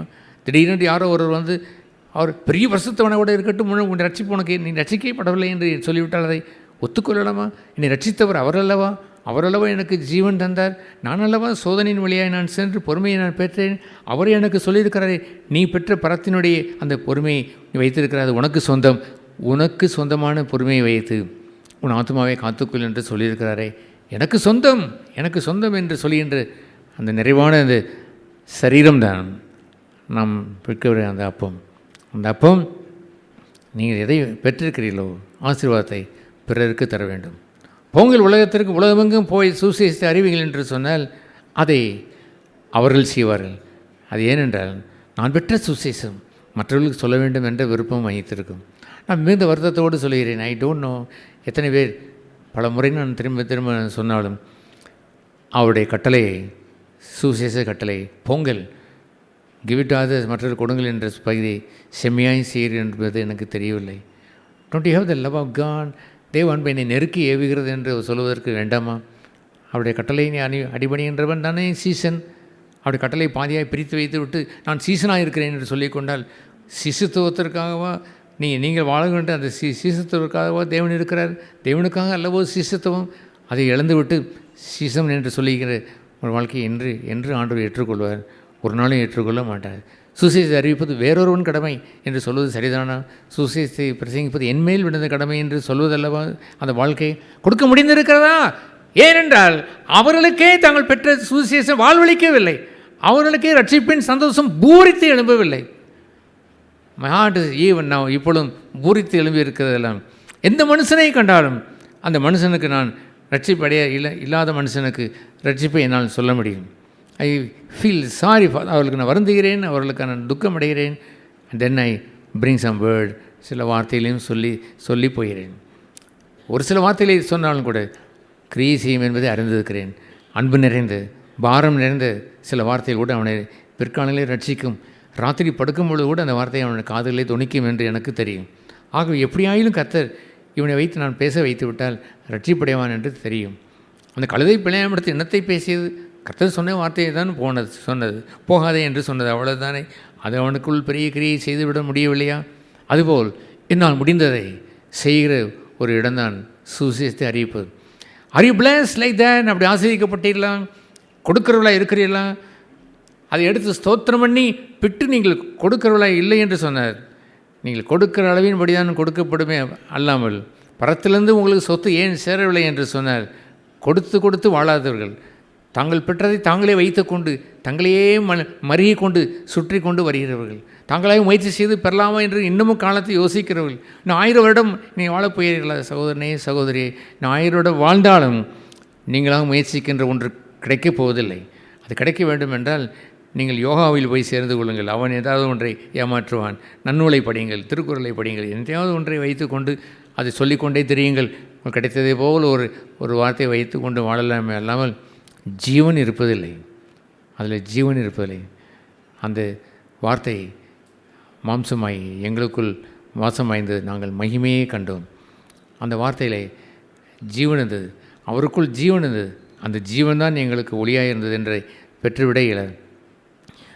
ஆகவே அவருடைய சரீரத்திற்கு முன்பாக வர இருக்கிற நாம் யாவரும் ஜாக்கிரதை உடையவர்களாய் நாம் வாழும்படி சரீரம் இயேசு கிறிஸ்துவைப் போலவே எனக்கும் ஒரு சரீரம் கொடுக்கப்பட்டது என்று அறிந்து, நம் அனைவரும் ஒரே சரீரம் என்பதையும் அறிந்து, அன்பிலேயும் ஐக்கியத்திலேயும் அநேகர் ஆசீர்வதிக்கிற மக்களாய் மாற வேண்டும். அநேக ஆத்துமாக்களை கிறிஸ்துவுக்குள் ஈர்த்து கொண்டும் வர வேண்டும். பெற்றோரை ஈர்த்து கொள்ள வேண்டும்.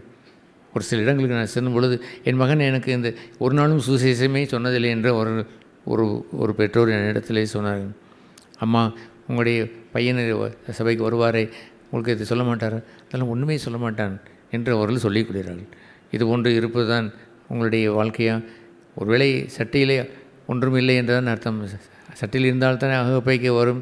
என்னிடத்திலிருந்து அவர் பரிசுத்தம் எடுத்துக்கொண்டு பேசுவார் என்று சொல்வதற்கு ஒன்றும் இல்லையோ? நீ பெற்றது ரட்சிப்பின் சந்தோஷத்தை கூட மற்றவர்களுக்கு கொடுத்துருக்க கூடாதோ?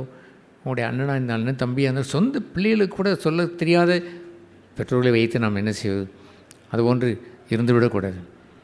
அவருடைய சரீரம் இன்னதென்று நிதானித்து அறிந்து அந்த சரீரத்தை எடுத்து, இது என் சரீரம், அதை ஆசீர்வதித்து வாங்கி புசிங்கள் என்று சொல்கிற அந்த அற்புதம் ஒரு ஸ்தல சபை என்று சொல்கிற ஒரு சபை மாத்திரமல்ல, நாம் எல்லோரும் சேர்ந்து ஒரே சரீரமாக இருக்கிறதை போலவே உலகத்துள்ள எத்தனையோ உத்தமமாக வாழ்கிற அத்தனை பேரும் ஒரு சரீரம். ஸ்தல சபை என்று இருக்கக்கூடிய ஒரு புனிதம் மாறிவிடக்கூடாது. எபேசு சபைக்கு சொல்லுகிறதாவது, தேய்திரா சபைக்கு சொல்லுகிறதாவது என்பதை, மதுரை கிறிஸ்தவ ஐக்கிய சபைக்கு, மதுரையில் இருக்கக்கூடிய சபைக்கு சொல்லுகிறதாவது என்பதை புரிந்து கொள்ளுங்கள். இது கிறிஸ்துவனுடைய சரீரம். இந்த சரீரத்தில் வளர்ச்சி வேண்டும். இந்த சரீரம் ஆசீர்வாதமுள்ள சரீரமாக இருக்க வேண்டும். இந்த சரீரத்தில் பிரிவினை இருக்கக்கூடாது, பாவம் வந்துவிடக்கூடாது, தீமை வந்துவிடக்கூடாது. கவனித்து வாழ வேண்டும், பொறுப்புள்ள ஜீவன் செய்ய வேண்டும் என்பதுதான் அவருடைய மேஜை. அந்த மேஜையை ஒரு தொட்டுவிட்டு ஒரு தீமை செய்வதை ஆண்டவர் கண்டித்தார். அவருடைய தாளந்திலே கையிட்டு விட்டு விரோதம் செய்தவன், அவரோட கூட என்னோட கூட புசித்தவன் எனக்கு விரோதமாக எழும்பினான் என்பதெல்லாம் கிறிஸ்துவின் சரீரத்துக்கு ஏற்படுகின்ற துரோகம். சபையினுடைய பரிசுத்தத்தை, சபையுடைய மேன்மையை பாதுகாக்கக்கூடியவர்களாய் வாழ தேவன் அனுகிரகம் செய்ய வேண்டும். நாம் யாவரும் தலைவணங்கி ஜெபம் செய்ய கடவோம்.